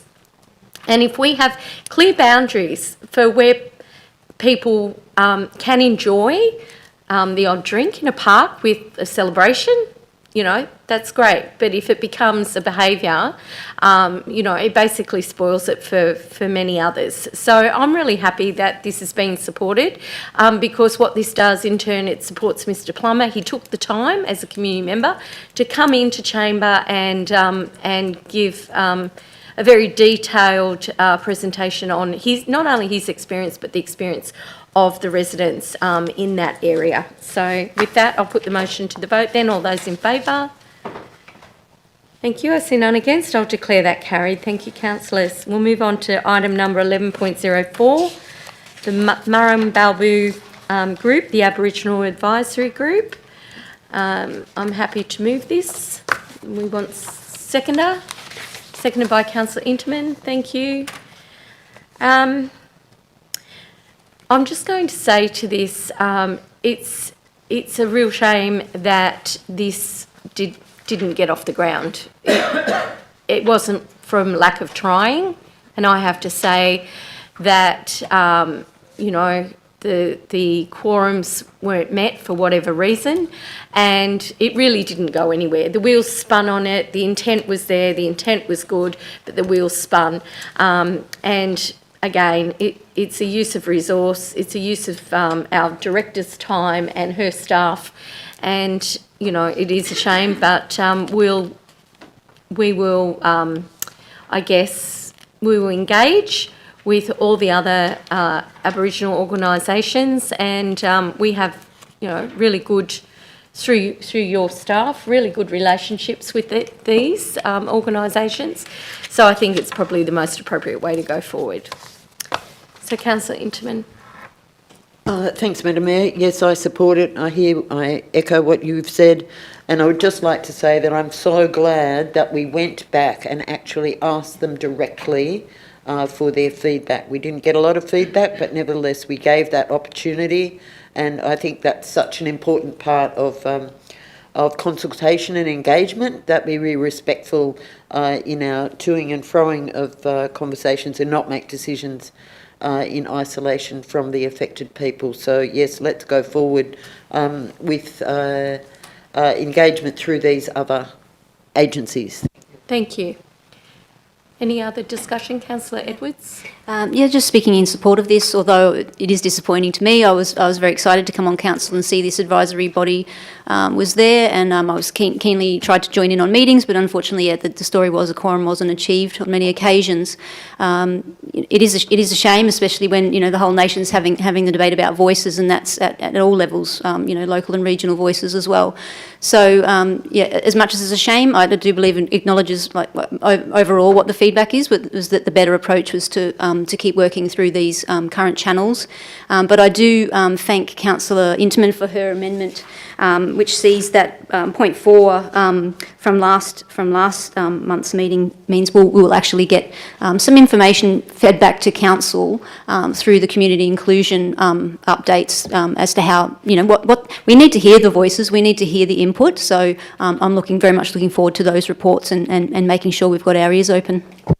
Thank you. Any other discussion? No, I'll put the motion to the vote then. All those in favour? See none against? I'll declare that carried. Thank you, councillors. Item 13.01, petition bus stops and bus shelters in Kendall. Someone to move. Moved by Councillor Roberts, seconded by Councillor Griffiths. Any discussion? Thank you, Madam Mayor. I might just add a point 3, if that's okay, that this matter also be referred to the local traffic committee. I'll just speak to that whilst we catch up. So on that, Madam Mayor, I think the issues with bus stops and bus shelters are definitely the domain of the state government and their agencies. But what I'd suggest is that the problem here is probably, in my view, tip of the iceberg. There should be regular, and I know there are regular reviews of bus stops, but we're growing at a rapid rate, and there's a lot of new estates. There's a lot of kids getting in and around those estates. I have seen right across the region that there's probably room to do a more comprehensive review of bus shelters. So I support this one in particular, but I wouldn't mind if we could push this one to the local traffic committee also, so they could do a bit more work, or at least come back to us with some advice as to how frequently these matters are reviewed. So just for the staff, adding a point 3 on this one in particular, that council will refer this item to the local traffic committee. Thank you. Thank you. Councillor Griffiths, are you happy to take that in? Oh yeah, that's fine, not a problem at all. I'll second it if no one's done that, by the way. You had done that? It's not up there, that's all. Yep. I just want to ask a quick question through you, Madam Mayor, to Director Fish. Is that appropriate to put in point 3?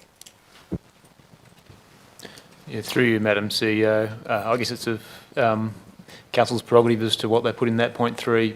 My recommendation to you probably would be to seek feedback from busways as an initial step with regards to usage of the various sites that are outlined within that petition, and then I guess the outcome of that discussion would then inform any further steps. Do you want to change that, Councillor Roberts, to busways instead of the local traffic committee? Yeah, I'm happy to go with that. I think the point that I was making there is that there's probably a broader issue or a broader opportunity to do a lot more on this particular problem, I would suggest. So point 3, if we remove the words "that council" and start with refer this item to busways for consideration. And of course, councillors can put forward a motion if they want to take it further at a later stage as well. Thank you. Thank you. Thank you. Councillor Lipovac. Happy to support the recommendation with the additional information there from Councillor Roberts. As we know, Kew and Kendall and the surrounding region is one of the fastest growing areas that we have. So I do take my hat off to the local residents who have united to put forward their concerns to make council aware of a number of issues they feel need to be addressed. And the petition on local bus stops is another great example.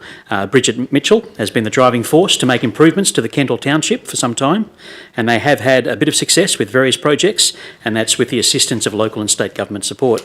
Director Fish has been kind enough to provide councillors with comprehensive information relating to the 5 petition items, and I would like to see perhaps these details forwarded to Bridget to explain council's position and possible solutions. So I guess the question through you, Madam Mayor, to Director Fish, is this something you can forward to Bridget Mitchell?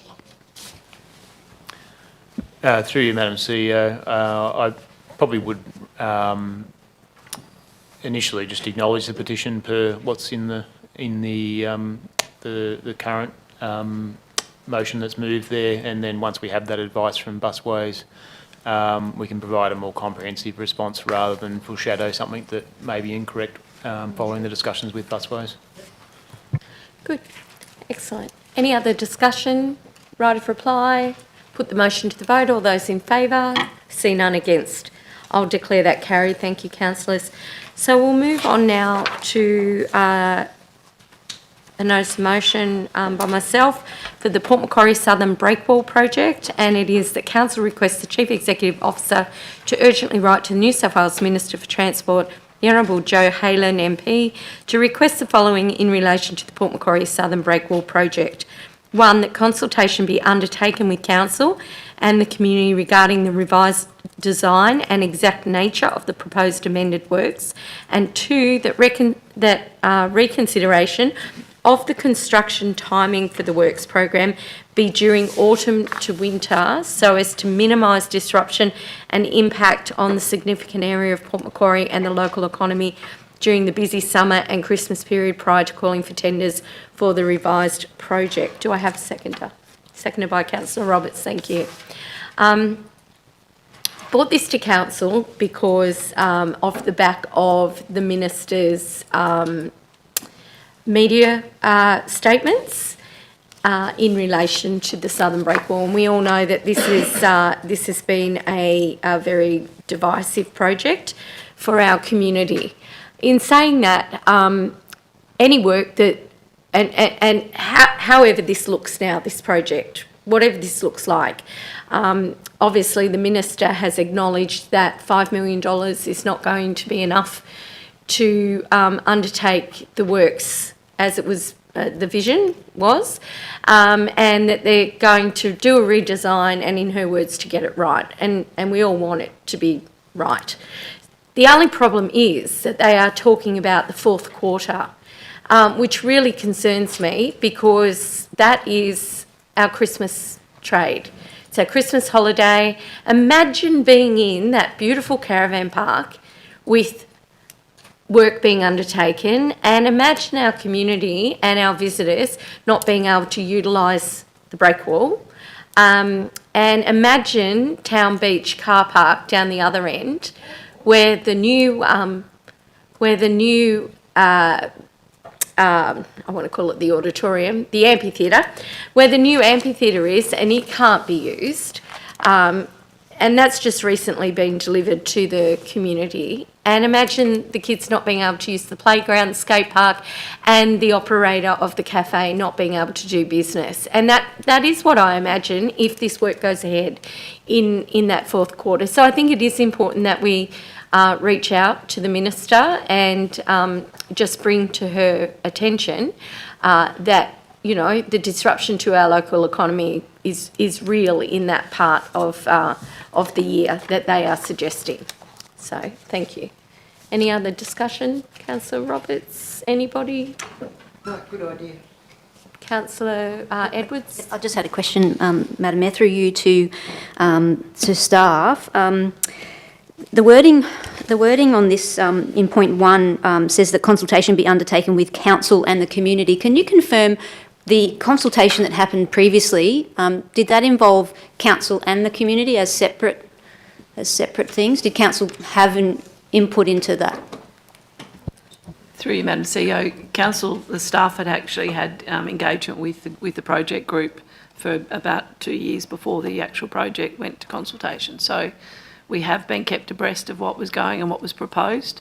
We didn't formally make a submission, so but we were certainly aware of what the issues were. In this piece, we don't even know the details of what the changes will be. So I think it's prudent for Council to actually understand what those changes are. Supplementary, Madam Mayor, just sorry, back to you, Director Watkins. Thank you for that. And I think, because as far as what local plans we had for things like widening the path, I would imagine that there's that need for that close interaction, just to know what the design is and how that impacts our aims. Through you, Madam CEO, there is a draft concept, a concept plan that's been endorsed by Council, so it would be good to know how that interacts, what's the interface. The footpath would be part of the breakwall, which is not Council, but the interface is very important to Council and the community, so it would be good to understand what is proposed.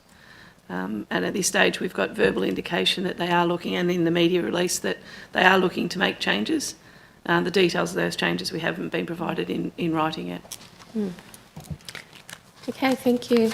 Any other discussion? Councillor Shepherd.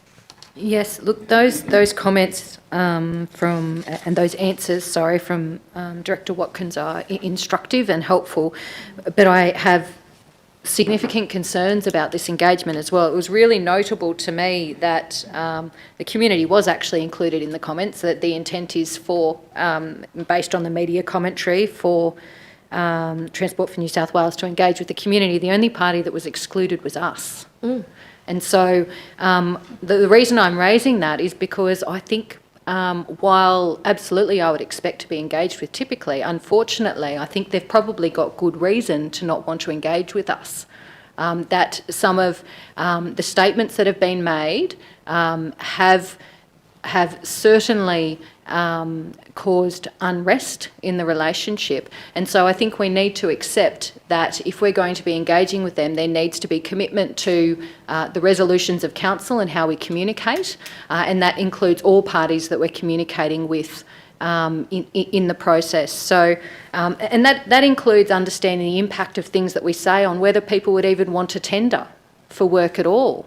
And therefore why work might be delayed in the first instance to be considering these matters. I do have questions about whether we should be advocating for the delay of the work, noting the serious safety risks that have been raised and reiterated across a number of the maritime reports. So I'm less inclined to support the recommendation with that second point included, because I don't think it would also be good for our economy if we did have serious events that went on where there was substantial issues then with the safety structurally of the breakwall. So I would be interested to hear the comments from other councillors as well, arguing for that balance a balance there, but impress strongly in my colleagues the importance of how we speak about this in our relationships with the various parties, and then whether they are or are not willing to engage with us into the future. Thank you, Councillor Shepherd. Councillor Lipovac. Thank you, Madam Mayor. Question through you to Director Watkins. Can you remind me how long the project might take once it starts, what the proposed timeline might have been? Through you, Madam CEO, according to the media release, which is the only thing we're going on, it's going out to tender again once completed the redesign in July, and they're planning to start construction in Q3 and Q4 2023, with the aim of it being completed in Q2 2024. Okay, interesting.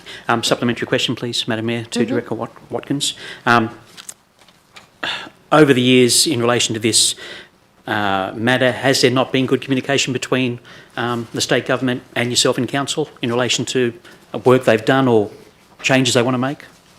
Through you, Madam CEO, I would say yes. Yep. It has been very good consultation and communication. Okay, thank you. I appreciate that. Also speaking against this recommendation based on, I guess, all the information that I provided at past meetings relating to this project, that being it's a state government responsibility and therefore we should trust the process. Regarding point 1, the New South Wales Minister for Transport and Transport for New South Wales have at this point in time all the information they need. They are in possession of various reports and community feedback to determine any revised designs and amended work, which I'm confident, once they've decided what to do with their land and money, the info would then be submitted to council for us to view. That would be, I would assume, a standard procedure. In relation to point 2, it is a tricky one. In my opinion, I would not want to delay the project any further, especially for 12 months. I'd suggest we try and get it in, get it done, and then enjoy the upgraded maritime safety feature that includes improved amenities for the public. Thank you, Madam Mayor. Thank you, Councillor Lipovac. Councillor Griffiths. Wasn't going to weigh in on it, but I am now, since I've just been listening to a few different points. The intention is it's going to take 3 quarters. So I think there's going to be disruption in some form anyway. And I do acknowledge also that there was the statement that there was imminent risk of, safety in regard to the breakwall itself. So I think as much as maybe again, I'm probably in favour of consultation and being included in the process, but as far as delaying, potentially I think if point 2 is removed, I would consider supporting the motion, but not with point 2 included. Okay, So thank I might you. propose an amendment, Madam Mayor, You can. removing point 2. Because I feel similar. I felt I was in a position where I was going to vote against this, but if I would be more comfortable, so in the interest of consensus building, that's something I could support. Okay, so we have a amendment with the removal of point 2. Are you seconding that, Councillor Griffiths? Okay, so we have seconded by Councillor Griffiths.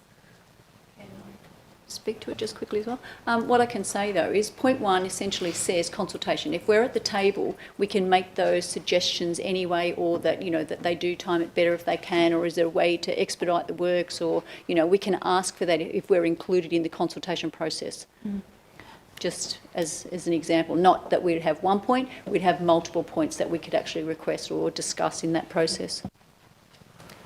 And in fact, perhaps include timing in this.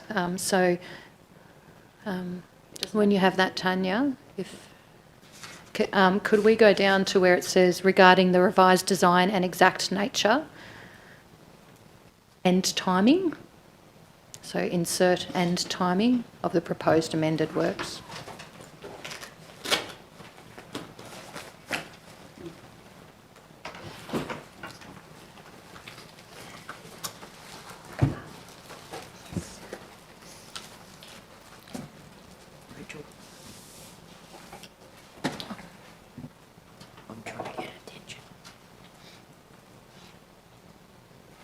Okay, we've got that.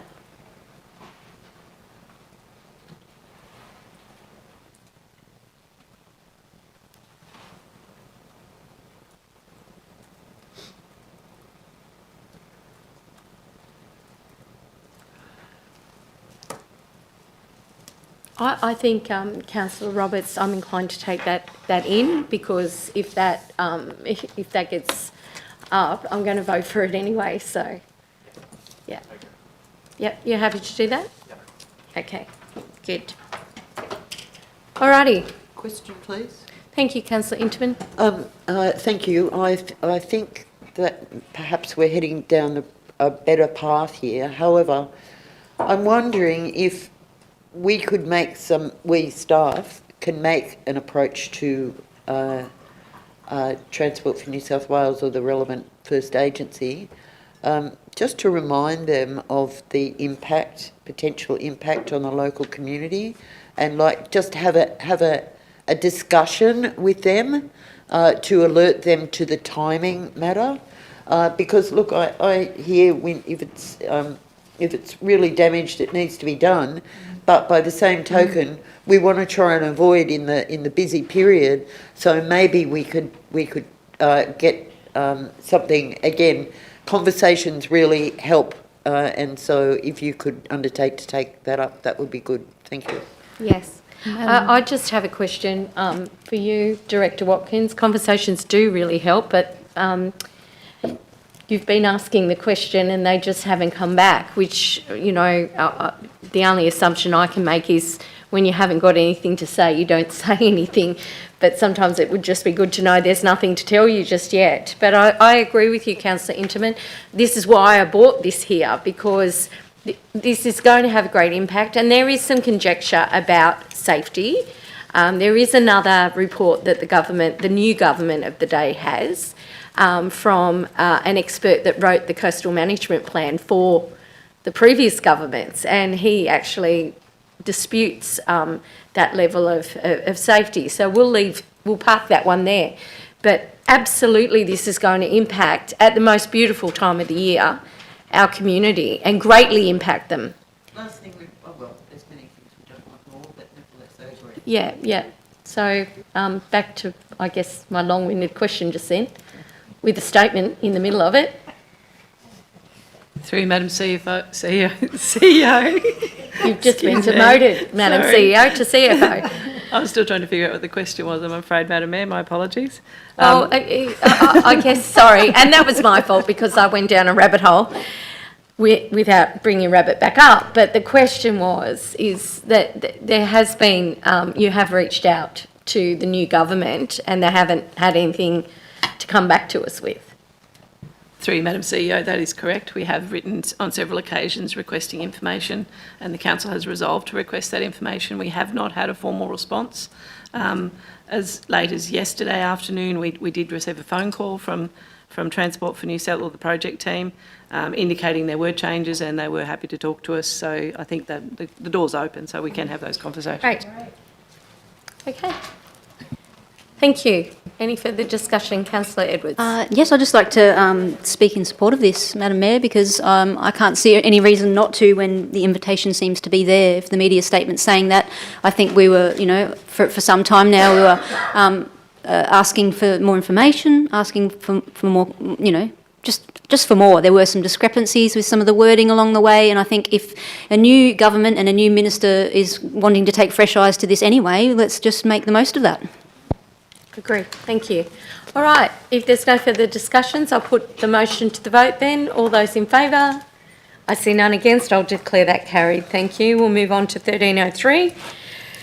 Houston Mitchell Drive and Pacific Highway intersection. I've got a motion to move that Council 1 note the previous resolution of Council at the ordinary Council meeting held on the 3rd of November 2021, where Council resolved in part to amend the Integrated Strategic Transport Network Plan Priorities list by A, adding a new short-term priority project as follows: detailed designs for a Houston Mitchell Drive Pacific Highway overpass; B, replacing the words in 3B4 resolution of 21 July 2021, Houston Mitchell Drive Pacific Highway intersection grade separation upgrade, with the following: construction of an overpass at the Houston Mitchell Drive Pacific Highway intersection.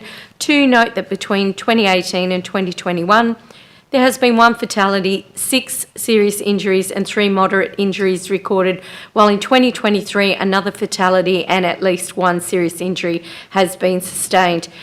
3, request the Chief Executive Officer to write to the Minister for Regional Transport and Roads, the Honourable Jenny Atkinson, MP, requesting that urgent funding be provided to commence a concept design for an interchange at the Houston Mitchell Drive Pacific Highway intersection. 4, request the Chief Executive Officer to copy into the above correspondence the Minister for Transport, the Honourable Joe Halen MP, the Minister for Roads, the Honourable John Graham MLC, and the Member for Port Macquarie, the Honourable Leslie Williams.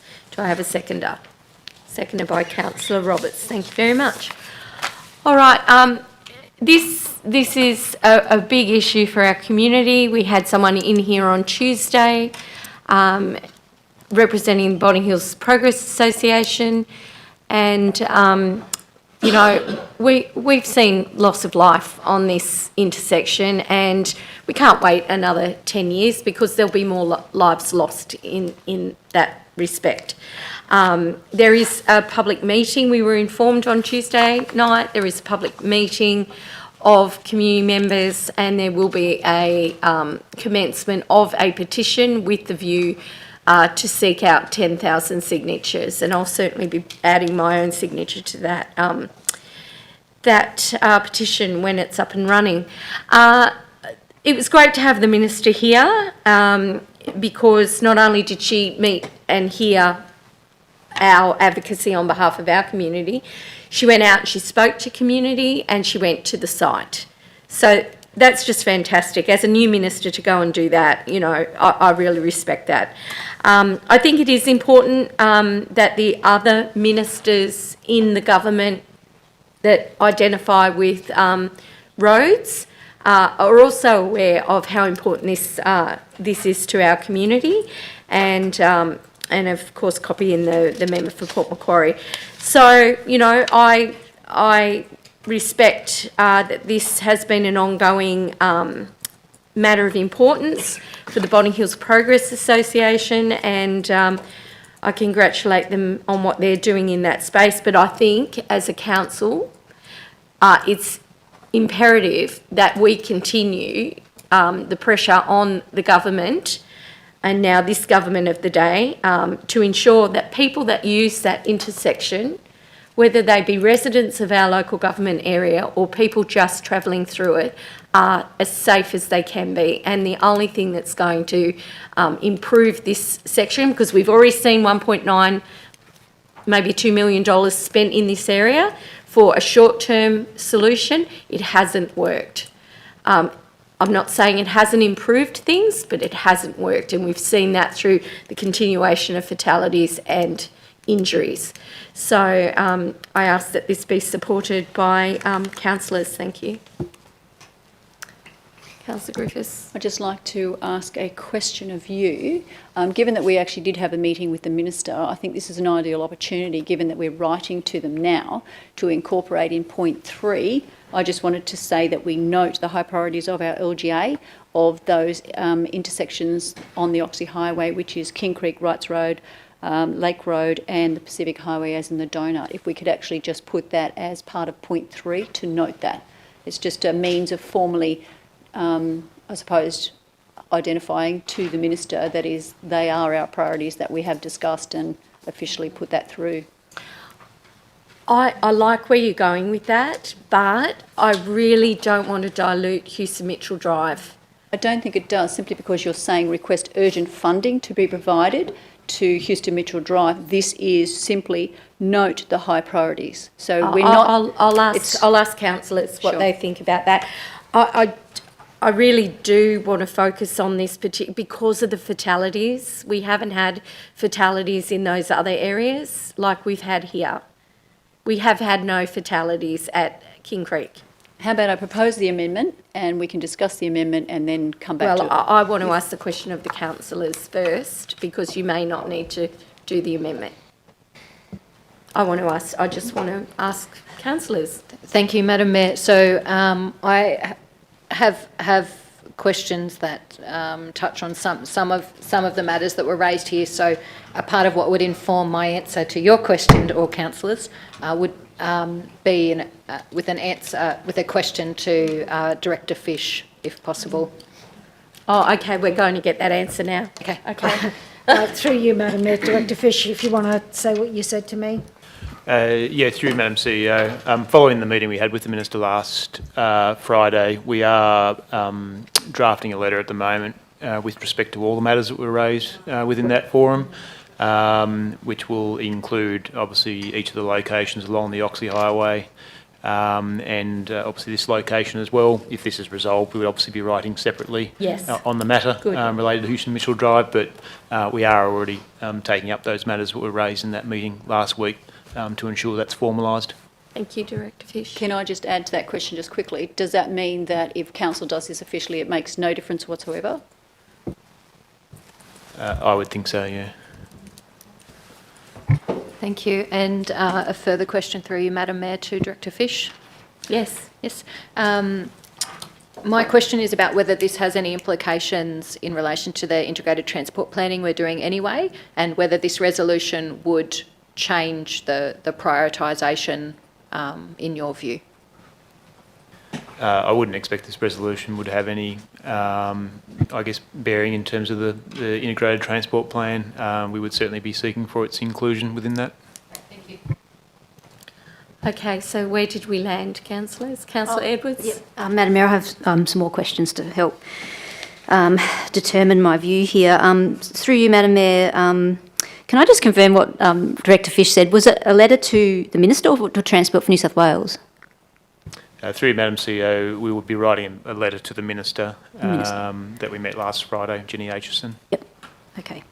A supplementary question for you, Madam Mayor.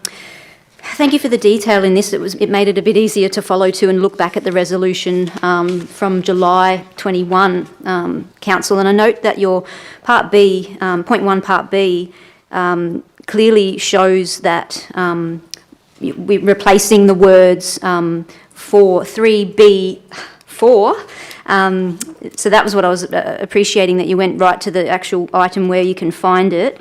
And so my question is, so that one shows us clearly that we're just changing the wording, because I think the overpass has been established as the preferred, thing to be pursuing. But in point A, number 1, point A, could you help me understand where will the short-term priority project sit? I know that Transport for New South Wales don't have a priority order for us, because they confirmed that in the meeting. Indeed. But for us, because we've got a resolution here about our perceived priority list, where would you see it sitting in that short-term list? Because at the moment, 3 was the Houston Mitchell Drive intersection initial safety upgrades, which, as you said, have been done but weren't successful really.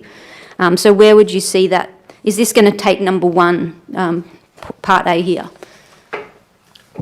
Are you asking for my personal view? Yes. Okay, I'm happy to give it. As you know, I'm always happy to give my personal view. Any roadway, intersection, anywhere where there is multiple fatalities over multiple timeframes should be our number 1 priority.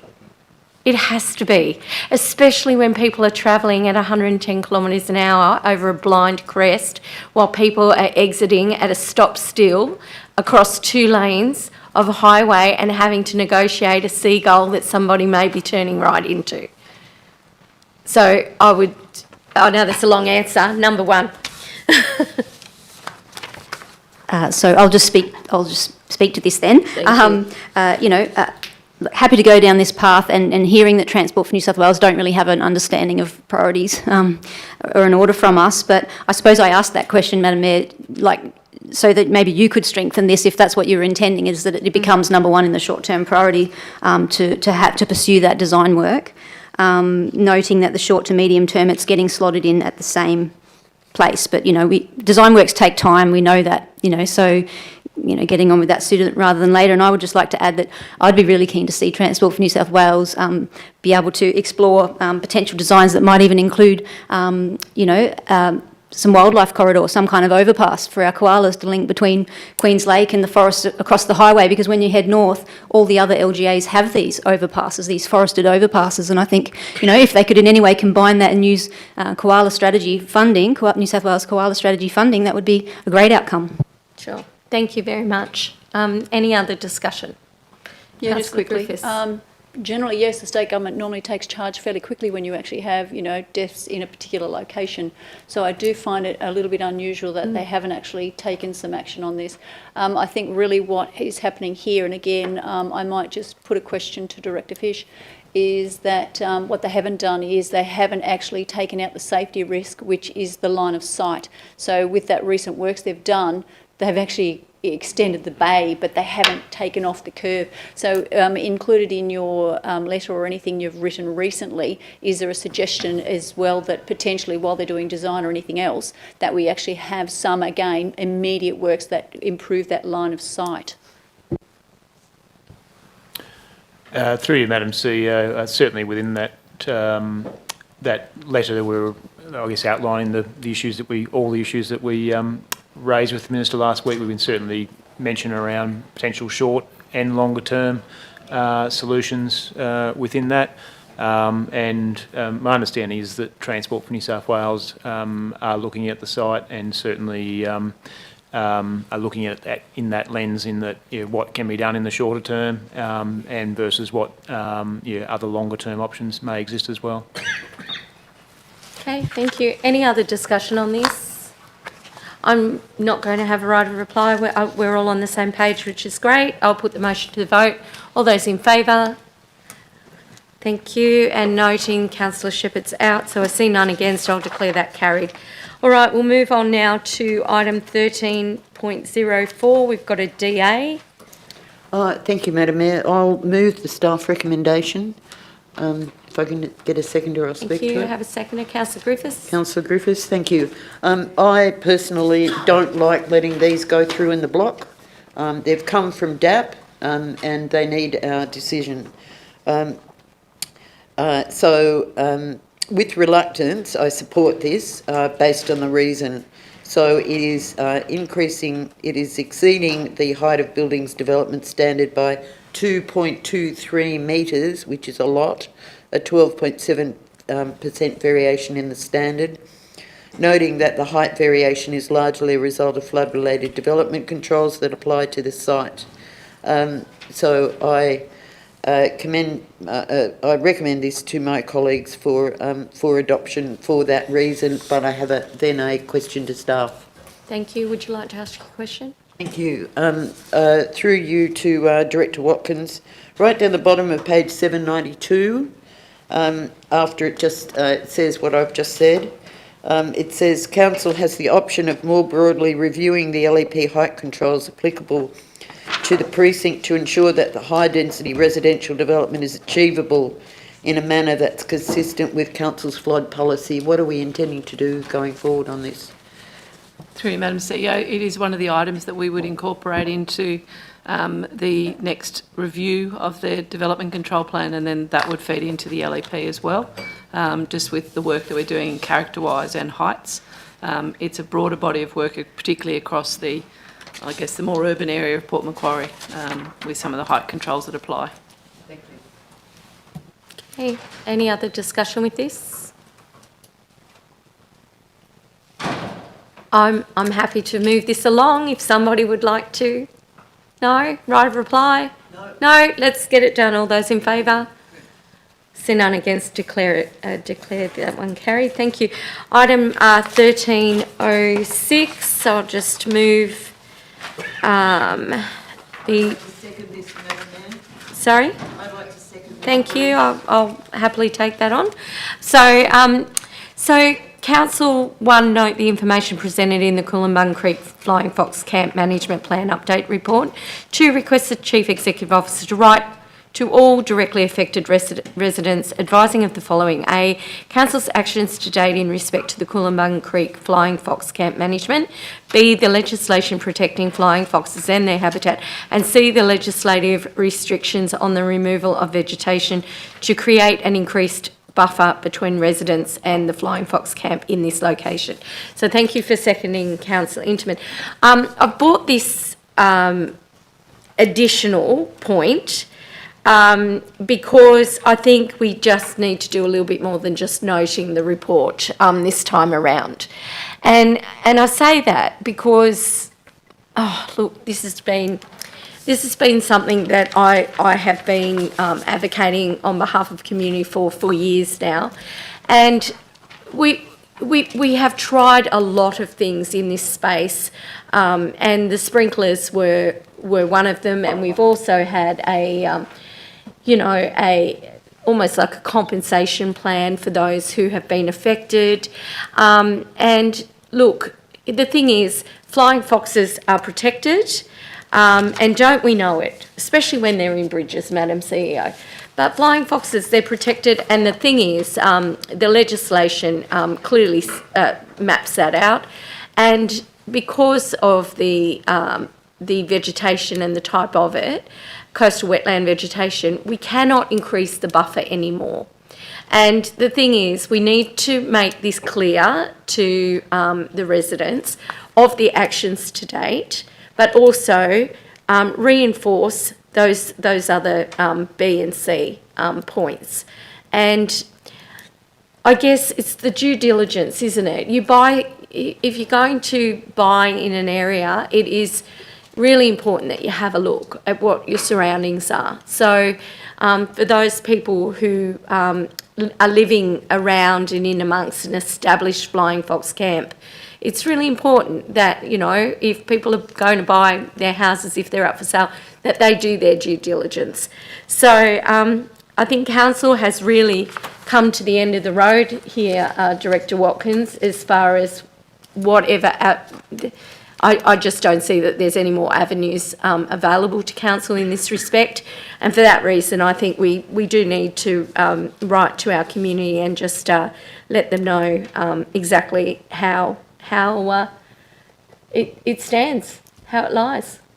So, Councillor Interman. Thanks, Madam Mayor. I'm pleased to second this. I actually asked a question to staff prior to the pre-council meeting, just because, like, to find out if there's any other matters that we need to know about this, only because there are so many moving parts, including the bats, flying foxes themselves. So I'm very pleased, Madam Mayor, that we're going to actively go out and inform people, because it's not something that we can have definitive control over simply because there are so many moving parts. Thank you. Thank you. Any other councillors? No? So just briefly to note that I feel like I've seen some quite positive and proactive communications from council on this matter, and I think there's a lot of people who aren't directly residents who are, you know, kind of quite supporters now of good old stinky flying fox. And I was actually of the understanding that there were many communications that have gone on with the residents previously. Many. So I think this is a good idea potentially, but I'm also mindful that it might be repeating information that's been provided previously as well. So off the back of that, I'm just interested to know from Director Watkins, through you, Madam Mayor and CEO, if this sort of information has been brought to the attention of residents previously also. Through you, Madam CEO, yes, it has. So the last 4 years of implementing, we've done many education campaigns, as you've pointed out. We meet 6 monthly with the directly affected residents. We do promotion. Even at Art Walk, there was a new education tool called Frankie, and lots of people joining up to get more information and be a friend of Frankie's. So the next meeting of the community group, so the neighbours or the residents affected by the camp, is on the 28th of June. We also advertise that more broadly so that people can come along and find information. The last time we wrote to the residents was in May, but that was about, you know, the reports coming up and these are some of the actions that we've been undertaking. So this is, in my view, it's a very comprehensive report of the things that we've been doing. So it does demonstrate the council has done as much as it possibly can in this space. So I think it's still good to have something in front of the community to know that these are the constraints that we're operating in as well. Yeah. So, sorry. With that in mind and noting the final comment that it's good to be able to reiterate those constraints, I'm happy to support this, and I'm also just mindful council has done so much work in this area. Thank you. Yes, and I wasn't going to have a right of reply, but they have done so much work, and you know, from the sidelines, I've really been pushing on this, and I'm not one to give up easily on things, but there comes a time where you have to realise that, you know, council can only do so much, and if we hadn't have done the sprinkler trial, which was very exciting in the beginning because it did kind of work for a little while, and then they got so used to it, it didn't work anymore. So, look, and from my perspective, I think the community has resigned itself to the fact that much like the item we're going to hear next, much like the community of Lake Cat-Eye with the lake and the natural resource management plan, that community wants to hear from council as to what they're doing, and they want updates, and they do want to know what the status quo is. So I think it's really important. The complaints of the flying fox don't seem to be anything, and Director Watkins is agreeing by nodding. They don't seem to be anything like they used to be, and I think that's because of the work that has been done over many years. So congratulations to the staff and all involved with that. And with that, I'll put the motion to the vote. All those in favour?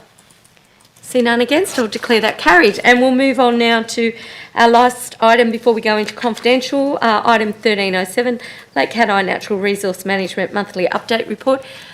Someone to move? Councillor Maltman, happy to take that, and seconded by Councillor Roberts. Would you like to speak to this? Not today? Would anyone like to?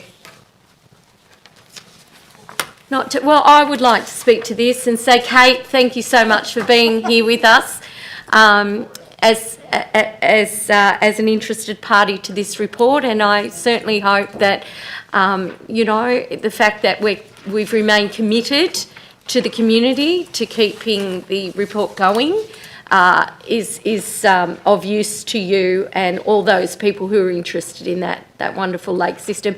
And I'm really pleased to see it's still open. She's hanging on. The lake's hanging on. She's hanging on, which is great. So with that, I'll put the motion to the vote. Then all those in favour? See none against, I'll declare that carried. So we are now going to ask for someone to move and second that we move into confidential session. Moved by Councillor Slade, seconded by Councillor Edwards. All those in favour? See none against, I'll declare that carried.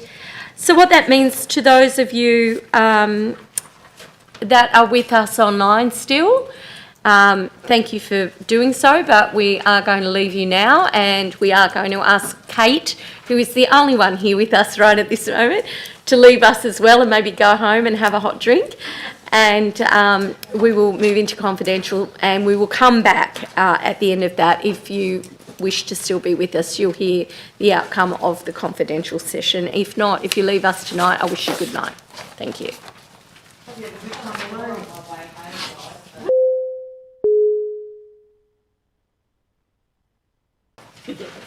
Yeah.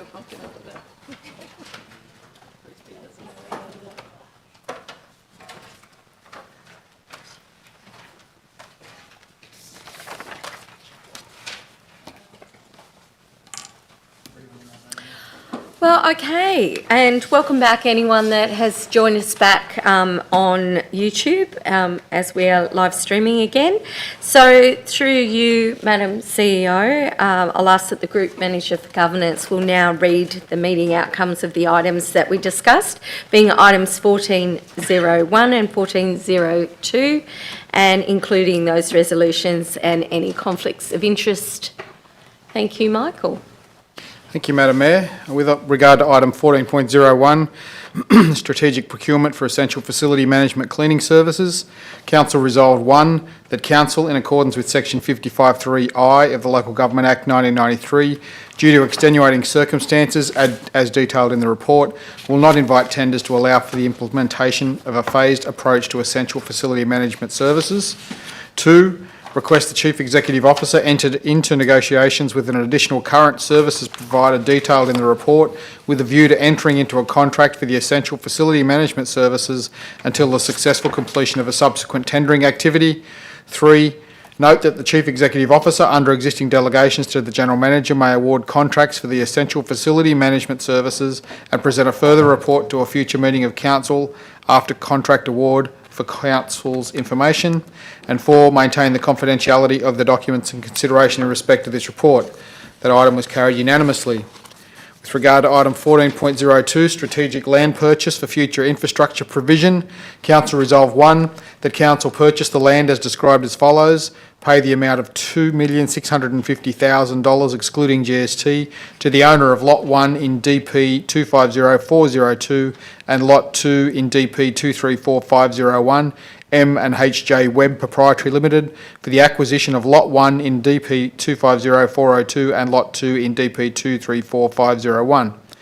2, adopt a budget adjustment for the land acquisition referred to in Resolution 1 above and associated legal costs in the amount of $2,653,000 excluding GST. 3, pursuant to Section 34 of the Local Government Act 1993, commence the process to classify Lot 1 DP 250402 and Lot 2 DP 234501, Number 4 Major Innes Road, as operational land by placing on public exhibition for a minimum of 28 days. With the proposed resolution, it is intended to classify Lot 1 DP 250402 and Lot 2 DP 234501, Number 4 Major Innes Road as operational land. 4, note that a further report will be tabled at a future council meeting following exhibition detailing any submissions received during the exhibition period.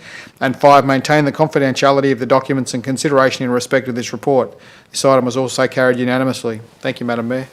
And thank you, Group Manager Michael. And that concludes our Ordinary Council meeting for this June. And thank you again for those of you who attended Council in person and those of you who attended virtually as well.